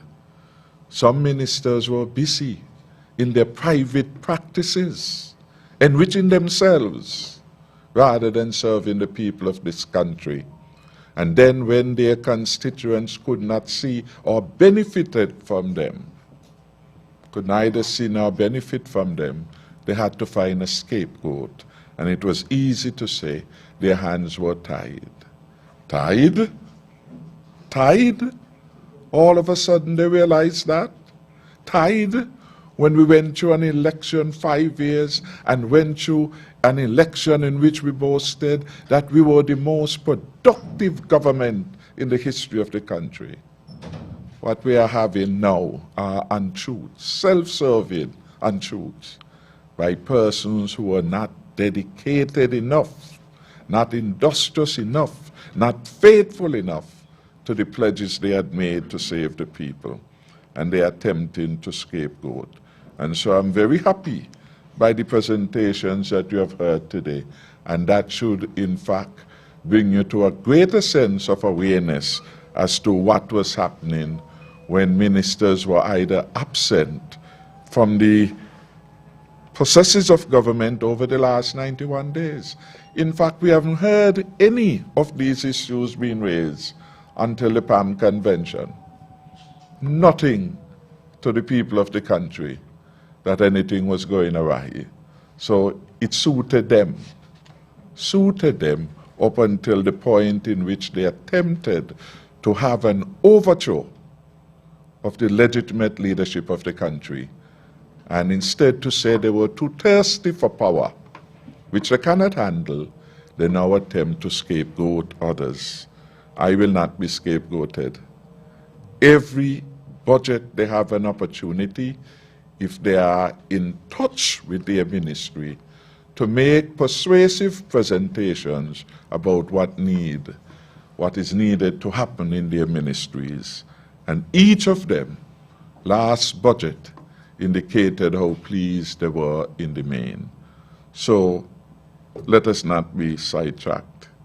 The issue of the fair share for whom?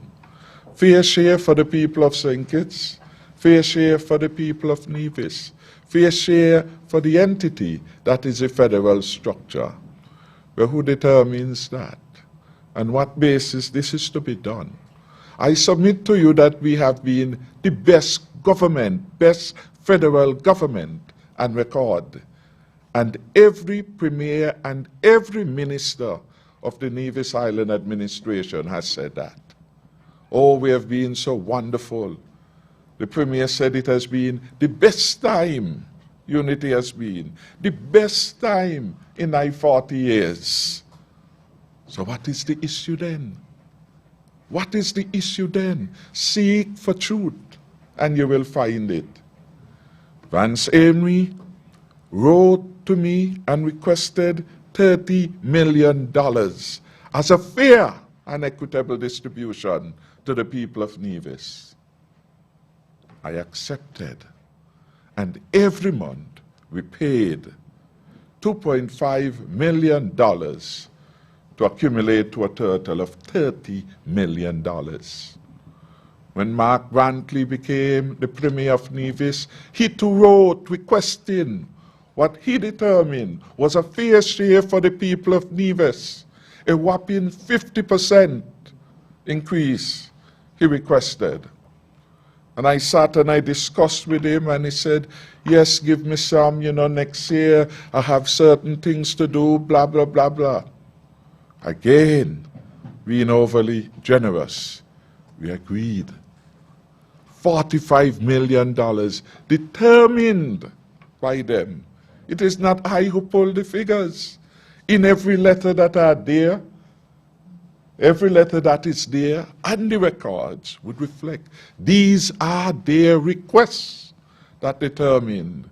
They determined, not I, was reasonable. But when it suits them, they want to change the goalposts. So we moved from 30 to 45 within a short window of time, and everything was good and dandy. And then after a budget in which we had inputted the $45 million for 2022, the Premier of Nevis came again, and he said, well, could we carry it up to 66? Well, what do you think he was asking? For an unfair portion or a fair and equitable portion of what he deemed was required? You must ask yourself that. It is he who is asking. It is he who has put that in writing. And we agreed to provide $66 million, a 46.7% increase in budgetary support to the Nevis Island administration.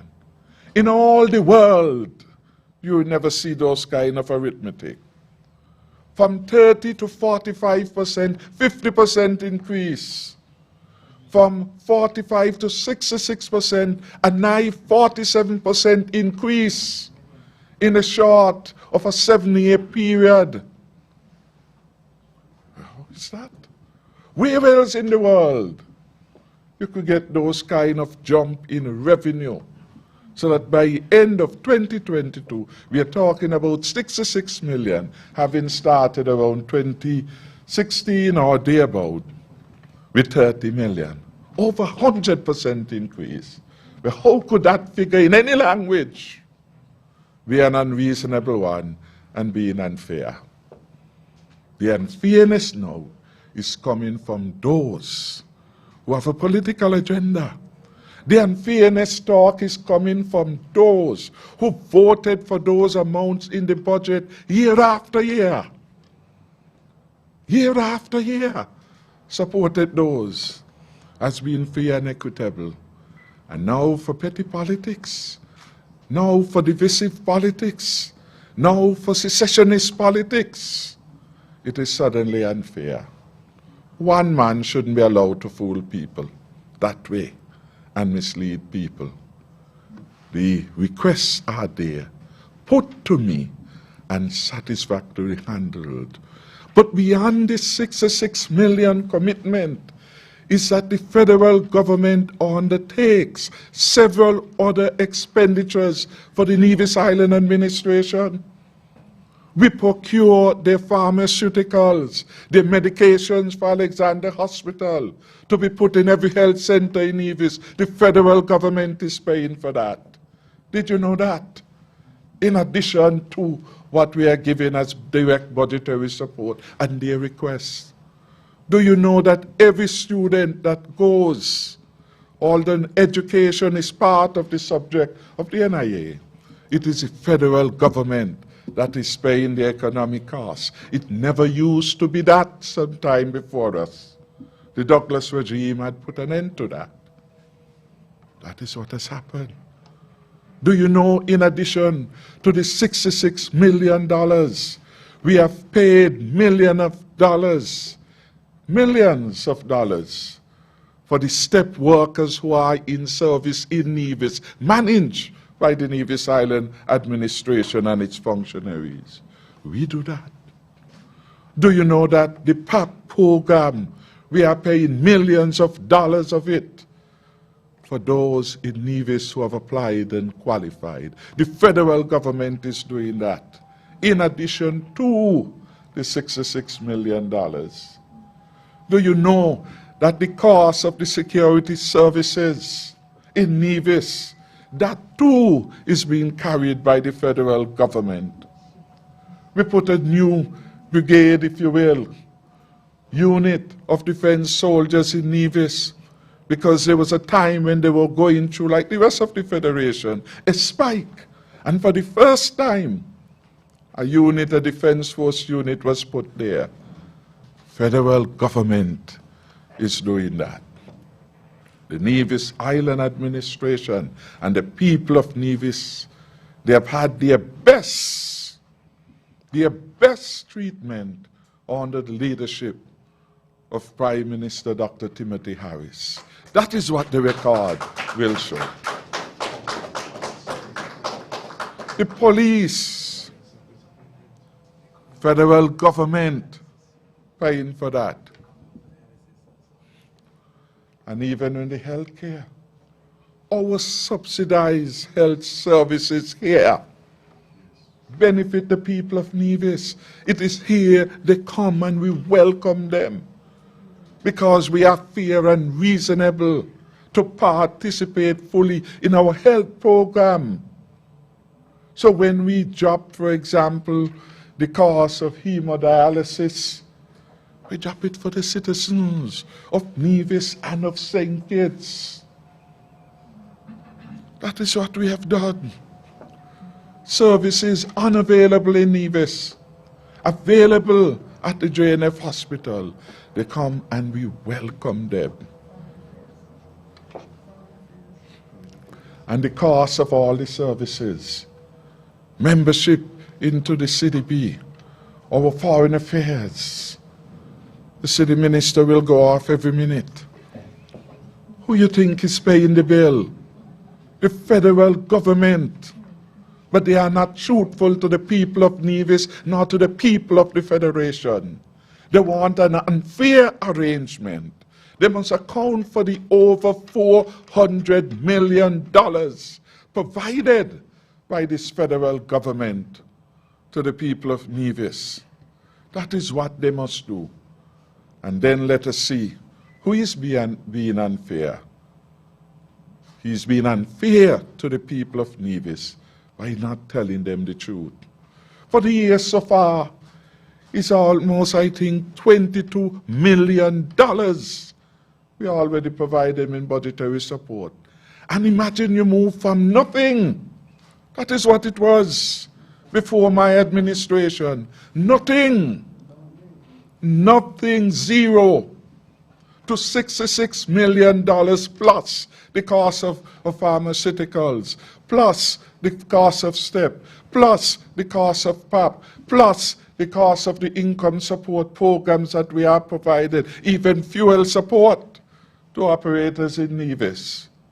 Somebody is being mischievous and dishonest in their reporting, and the country does not need this kind of dishonesty from leadership at the top. Playing games with the people of Nevis and with the people of St. Kitts and Nevis. So that is where that story is. From nothing to near $500 million of flows over there. From nothing, zero. That is what you must evaluate and see where any unfairness is at. In terms of the GAE becoming pensionable, that is a work that we will deliver in the next few weeks. In the meantime, there is a provision or policy by which, on the termination of their work, that they will get certain gratuitous payments. And we are intended to formalize this now in terms of their being elevated to the same status of other workers of the government. And we will get this done before the next general elections. We are committed to the people of St. Kitts and Nevis. I would invite the Attorney General to deal with those issues of good governance. But then it is always the selective pulling of something, as if I got you. Good governance is what we have been doing over the last 7 years. Good governance has been voted on the 5th June 2020, and the people of St. Kitts and Nevis gave us high marks. That is good governance, because we have been working well for the people of St. Kitts and Nevis. You ask about freedom of information. Tell me where else there is this conversation. Tell me where else you get the amount of information coming from the government, whether through leaks or otherwise, than you're getting here in St. Kitts and Nevis. Nowhere else. Nowhere else. Go to George Street, ask anybody if they may talk about freedom of information, because everybody talk everything. Somewhat they know, and somewhat they do not know. And those so-called people who should know better are propagating a false narrative. You have working for you that Lesroy has been hosting. You can't get better information anywhere in the world about the government and its functioning. You have leadership matters. You can't match that anywhere else in the world. And all the other programs that the government has and other individuals have brought so much information in the public domain. We have our news items on the website everywhere. There is no lack of critical information. And so rather than propagating this false narrative about freedom of information, let's cut the trace. What it is you want to know that you do not know. Because that is what freedom of information is about, is to make information available to you. If you want to know the government finances, there's an audit report. It is not hidden. It is given out every year.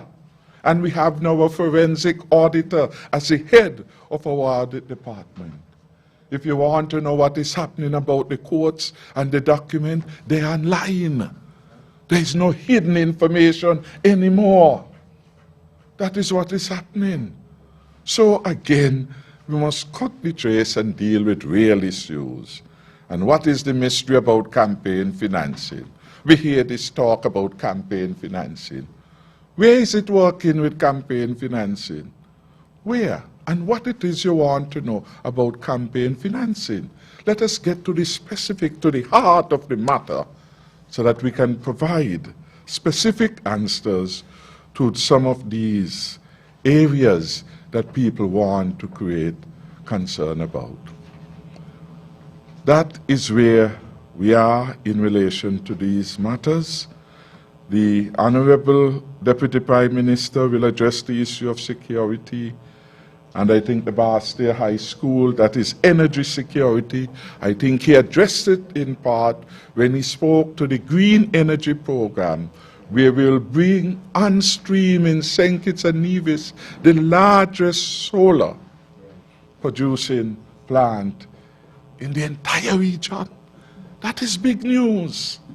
In the entire region, the smallest country in the hemisphere will have the most significant solar plant in operation. That is about securing the future. And we have one of our good engineers heading Skellicut this time, Jomo. We want to thank him and his team. And we hope that we will build out over time a cadre of professionals able to service that kind of a new industry, new kind of push into energy.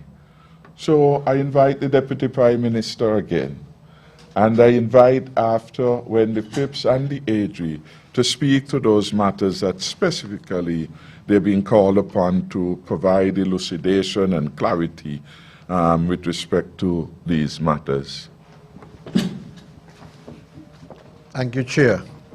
In response to the question about energy security, I think when I presented, I pointed out about what we're doing in relation to the project with La Clanche. And I mentioned that the proposal that is with us with La Clanche is for them to provide up to 30% or so of the use of the consumption that is taking place in St. Kitts and Nevis at this time. So La Clanche is a major component of the security, of the energy security needs of St. Kitts and Nevis.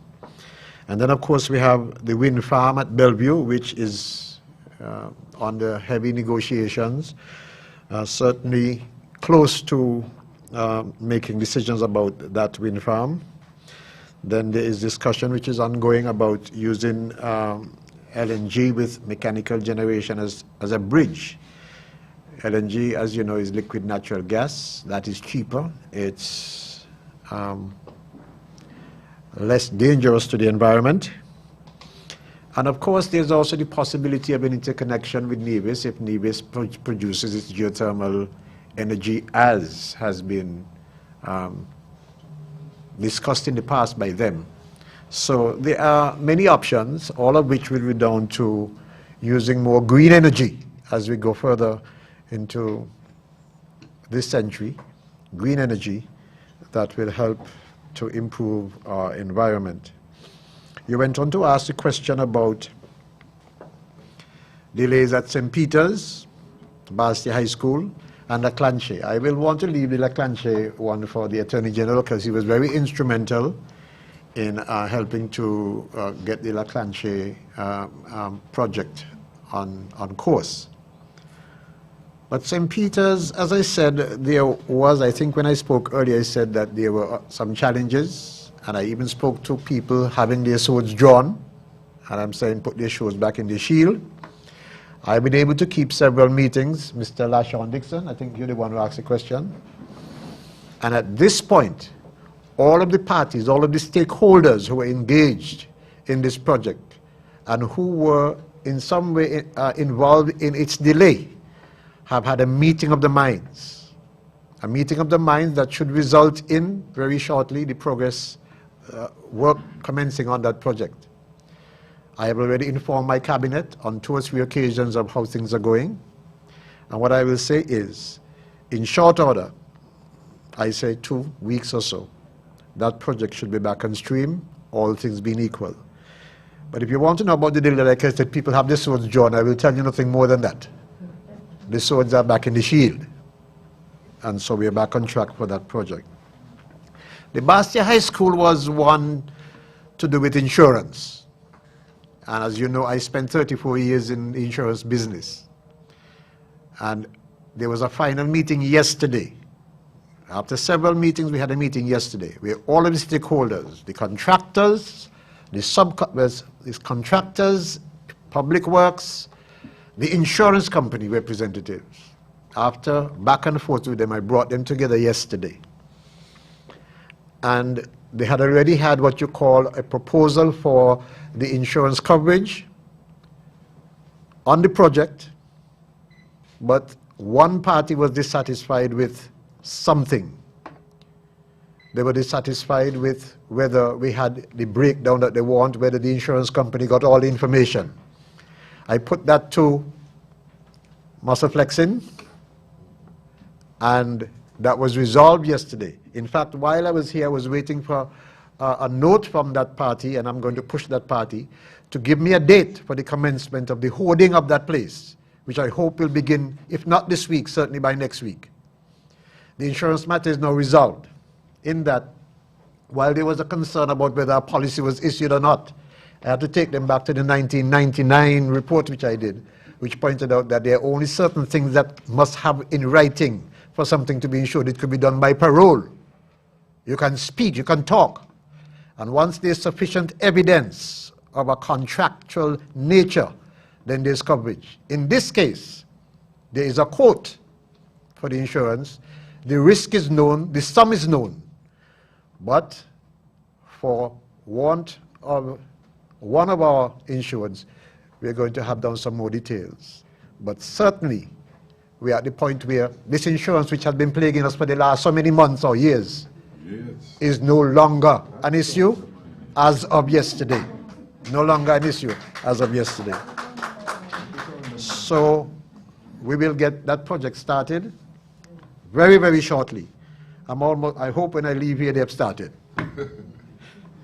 What was the other point he wanted a response to? Well, the clan share, I think I'll let the Attorney General deal with that one. And the repairs to the football field. You will deal with that one as well. Yes, LaShawn, have I covered your areas? Thank you, sir.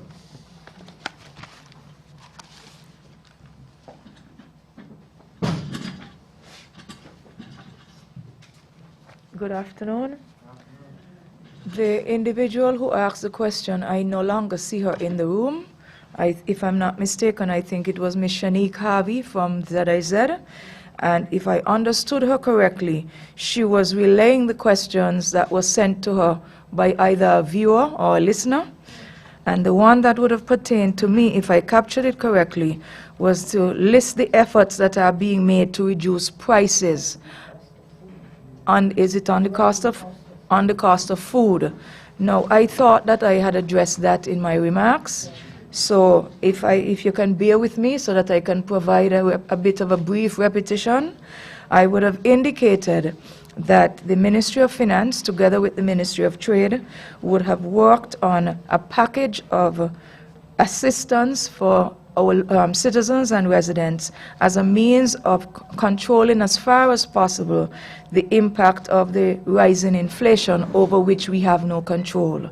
And why do we have limited control over inflation? The answer is simple. This is not a significant manufacturer of the goods and services that we consume. That's the long and short of it. So approximately 80 to 90% of what we consume in this federation is flown into the federation.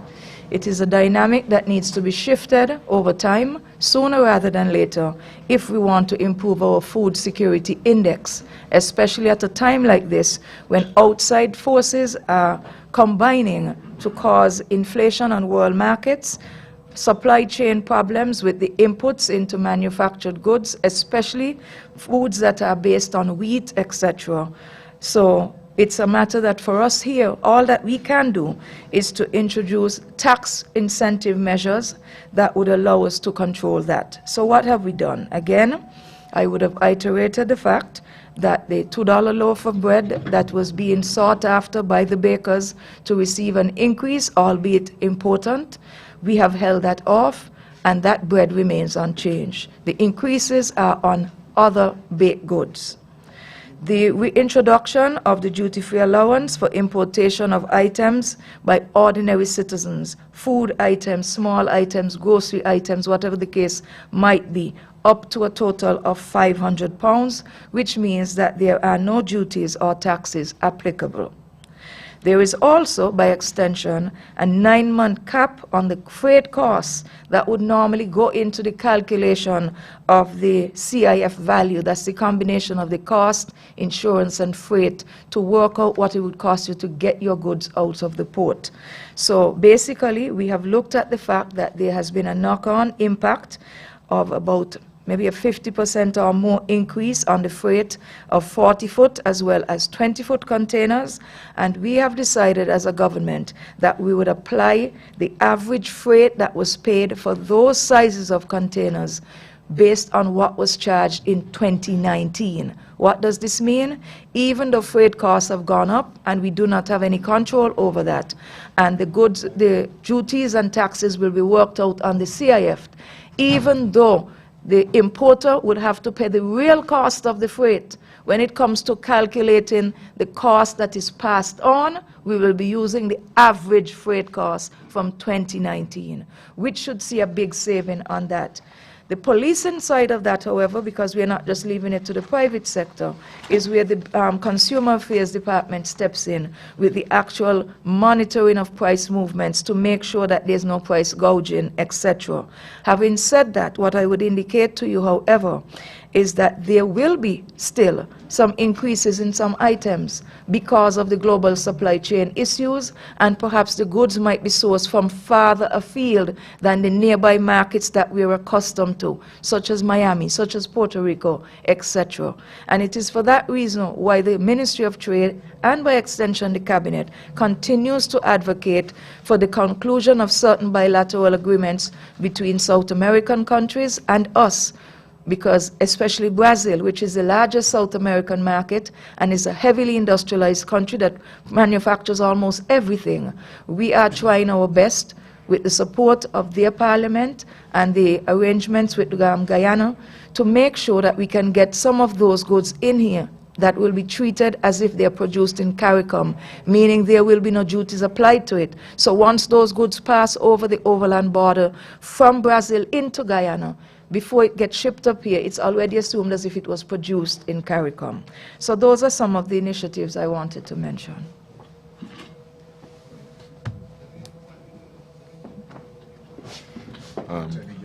Yes. The Attorney General has stepped out. Could someone just signal him? Yes, Attorney General, you're back in the nick of time. Please come and give us a quick response to those questions, and then we will wrap up. Thanks. Thank you, Prime Minister. Yes. And as I understand, there are two questions still outstanding for me. One had to do, Mr. Hamilton was saying, the delays in relation to La Clanche. And I must say, it seems as though one of their principals seemed to be listening to this press conference, because he called to say that on the 15th of June, we are all invited to come to the bypass road where we'll have a restarting of the project. The financiers, everyone is coming in, and there will be a public start to the solar farm on the 15th of June in a couple of weeks' time.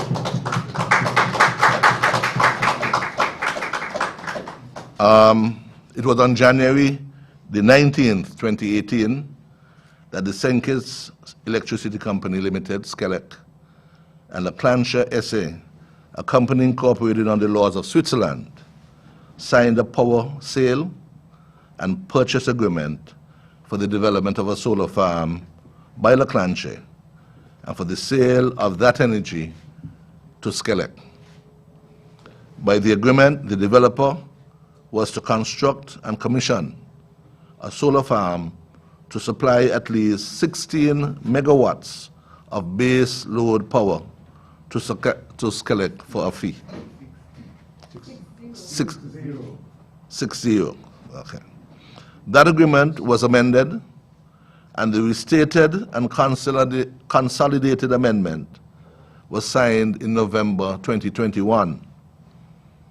The official groundbreaking had taken place in December 2020, but the agreement as amended provides that commercial operation of the plant should have occurred within 28 months of the groundbreaking, that is to say by March 2023. As early as March 2020, the Crown had granted a lease of 102.46 acres of land there in the Basia Valley to the developer to facilitate the construction and operation of the project. And the lease covers the period of the agreement and will terminate if and when the agreement terminates. We should point out that financiers of the developer had required from the government an undertaking to SCELEC that it would provide support to the utility during the term of the agreement. And it was, I would say, a few weeks ago that we, in our chambers, the AG's chambers, had received some overtures from the head office of La Planche in Switzerland. And we had to prepare cabinet submissions for consideration of the draft undertaking by cabinet. And I'm happy to say that over the last couple of weeks, cabinet has approved the undertaking in principle, subject to certain amendments which we did to the document. And these authorized changes were made, and that document has now been signed and presented for the use of SCELEC. Since then, of course, SCELEC has agreed to allow the assignment of the power purchase agreement to a special purpose vehicle known as SOLIC, who would have the responsibility of doing the project. And so we can say that on the 15th of June, we can actually see the physical start again of this project to happen. I would want to then move quickly to the other question, and it has to do with what is happening with the football field in Warner Park. And I've had some meetings, not just with the Football Association, the president of the Football Association, also the president of the Cricket Association, which I would hope to talk about very quickly after that. The Football Association has a number of plans to elevate football in the St. Kitts, and by extension Nevis, because Nevis Nevision teams also are involved in the association now. And they would like to have control of the Warner Park Stadium to redevelop it. And so what we have been discussing at Cabinet is that we want to be able to extend an extended lease to the Football Association so that they would have management of that to be able to invest in building their own stadium. They'll have management of the field, and they will be able to do the investments to give us a first-class facility there in Warner Park.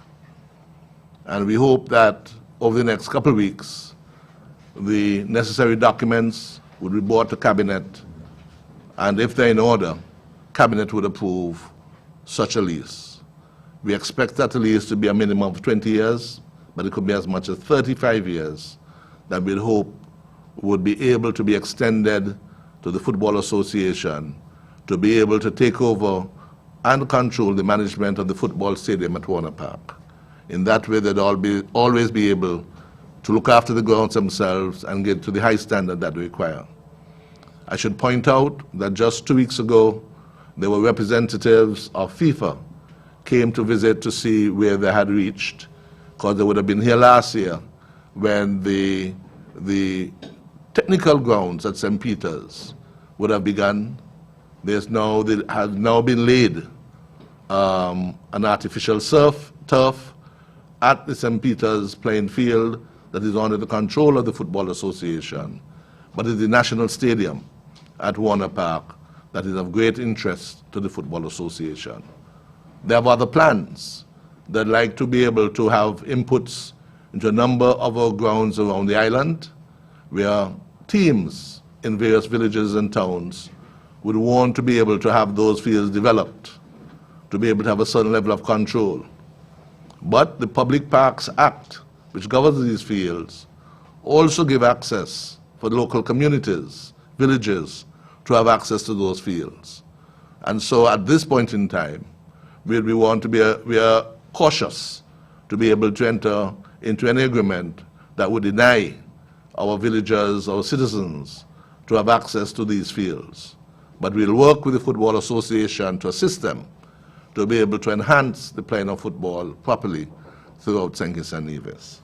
And when I speak about that, I just want to mention quickly that I've been able as well to speak with representatives of the Cricket Association. For years, the last 5 years at least, and longer, much longer, the St. Kitts Cricket Association has had use of the Connery cricket field. And they've done some investments there, but there is no formal arrangement. And we want to have such an arrangement brought to Cabinet so that the Cricket Association could also properly put the investments they have done at Connery Cricket Field to proper use. And so we'll have that home as well. And so we hope that that and other support that we as a Cabinet can give to these national associations would enhance the playing of sports in our country that will be down to the benefit of all our young people. Thank you.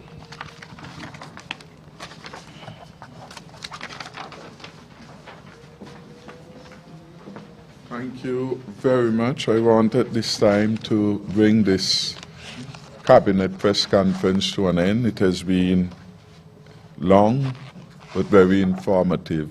Lots of good information and updates have been provided to the public of St. Kitts and Nevis. We will have other occasions to consider more. But again, I want to thank the people and to thank the ministers for their hard work. They have not been idle. So much have been accomplished by the reconstituted cabinet. It is amazing when a cabinet is united, when a cabinet is functioning, when ministers are present so that they can put the case, not just of their ministries, but of their constituents, how much can occur working together. And if there are incidents of any undermining, you would bring it to the cabinet. Nothing in our cabinet records, nothing in our cabinet reflections have ever had an occasion to talk about undermining. When things even were not in the budget, every minister here would know.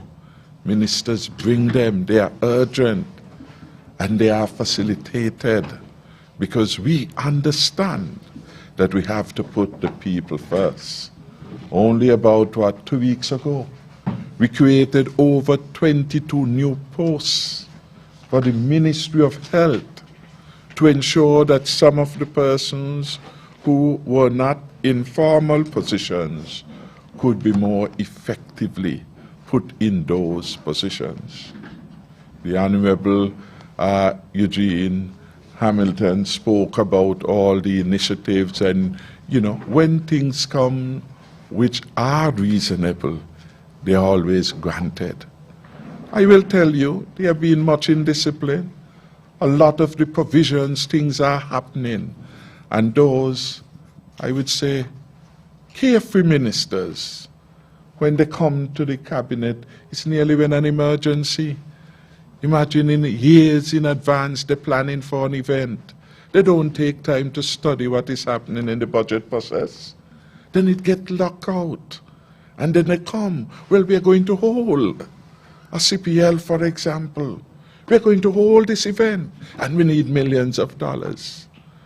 The financial secretary asks us, we can't do the budget that way. People must take time from March, when we begin the budgetary process, for the year to come. Ministers have to be involved in the planning and establishing priorities for their PSs to follow.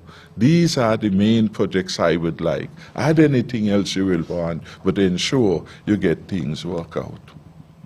When ministers are not focused, when ministers have practices and they wish to continue to be active in those practices, their constituents suffer. I have never, as a Prime Minister of this country, denied any representative their request for assistance, properly put before the cabinet, and the record will show so. I understand, I have lived the politics for the last 93 until now. So I understand it as good as many and better than some. I have lived it in opposition, I've lived it in government, and I've lived it to the best and the worst of times. And I promise this country that I'll use all my experiences to continue to advance the agenda of the people. For me, it has always been a privilege to serve, a privilege to serve. And to serve in a cabinet of a country is a signal and significant privilege to have bestowed on you. In larger countries, even Trinidad, Jamaica, Barbados, well, perhaps not of recent vintage, Barbados, not every elected member becomes a member of the cabinet.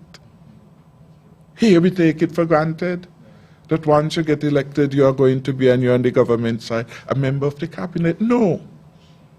The cabinet is usually infused with senators because the government attempts, the Prime Minister, to get the skills and the knowledge set that will take the country forward.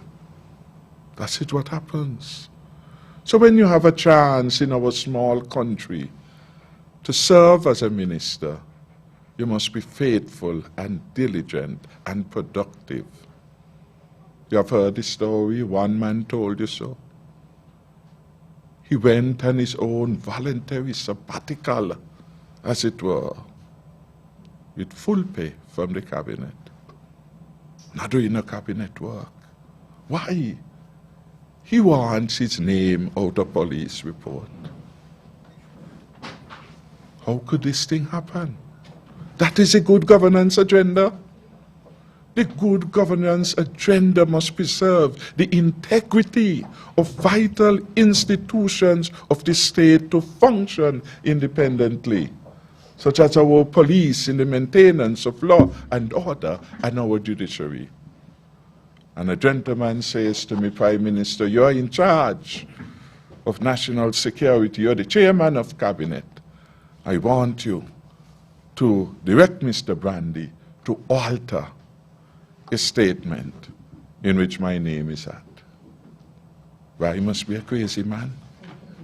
I'm going to take on the responsibility to be accused of tampering with justice. How could I dare to tell Mr. Brandy whose name should be in report and whose name should not be? What will be the next acts?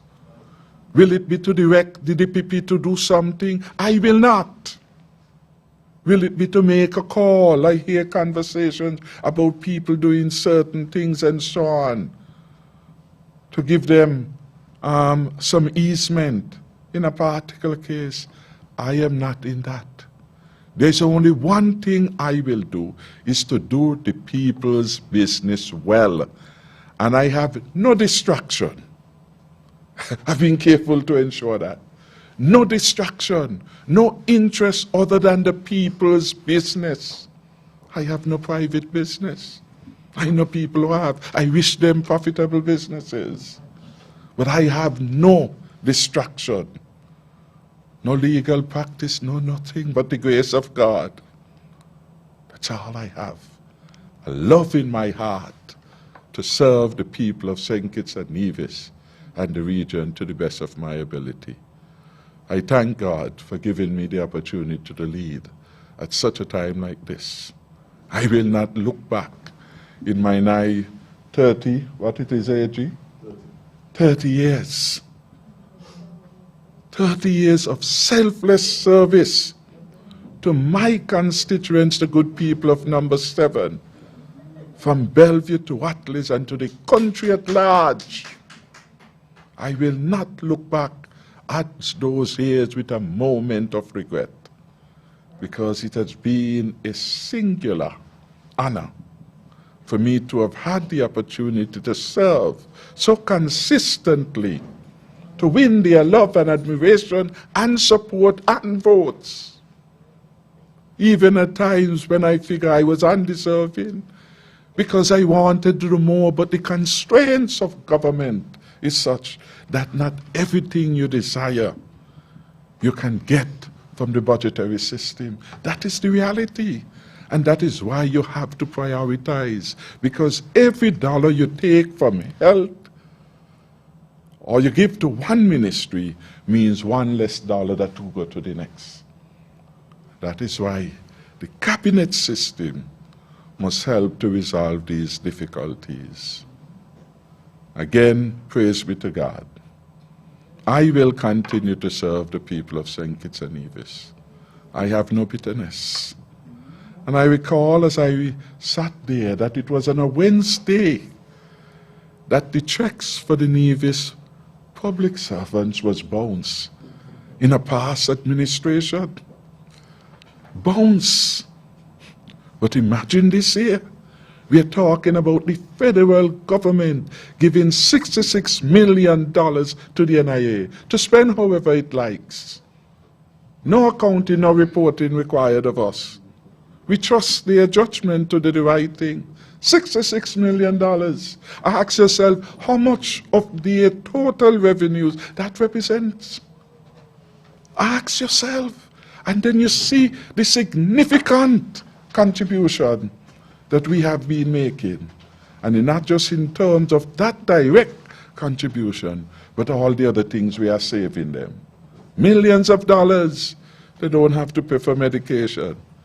Kind-hearted, fair Harris administration in Bastille providing for that. Thousands of dollars in relation to the maintenance of the peace over there. Federal government take that off their budget. Millions of dollars on STEP program over the years. Federal government covering that. I mean, are people conscious? Are people conscious? Are people being reasonable in their demands and their talk about unfairness? There was a time when we could have had a black mark because the NIA was not able to meet certain commitments at a regional institution. We intervened. I, as the Minister of Finance, intervened to prevent that burden. We brought a position paper to the Cabinet to assist in the restructuring of the NIA debt to the National Bank. Does that look like an unfair position we are taking? No, no, no, no. Quarter of the story has not yet been told. And I can't be the only one to tell it.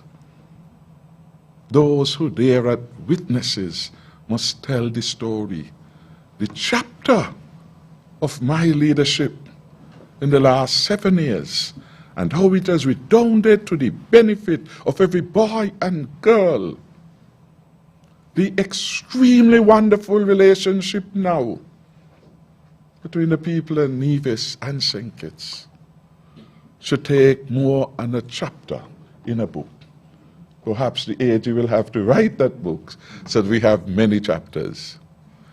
I just again want to say thanks to all for listening and to say we are a good government, not a perfect government, but a very good government working hard, working with compassion, working intelligently and wisely for all the people of St. Kitts and Nevis. At the end of the day, as the Minister of Finance and Prime Minister, I have to guard the resources of the country. What if scenarios I have to go through? If something were to happen in St. Kitts tragically and I were wasteful with the money because some people believe money there, so spend. I was raised by my old grandmother and she said, a fool and his money will soon depart. What if something were to happen? What if we were to get carried away by this talk about fair share? And when you look, something was to happen to the islands. Well, who will be able to respond? Only the federal entity could go to the CDB, could go to the IMF, could go anywhere. So in the end, one has to make a balanced judgment. And the judgments so far that we have made collectively and individually have been good ones for our country. Thanks again. God bless us all.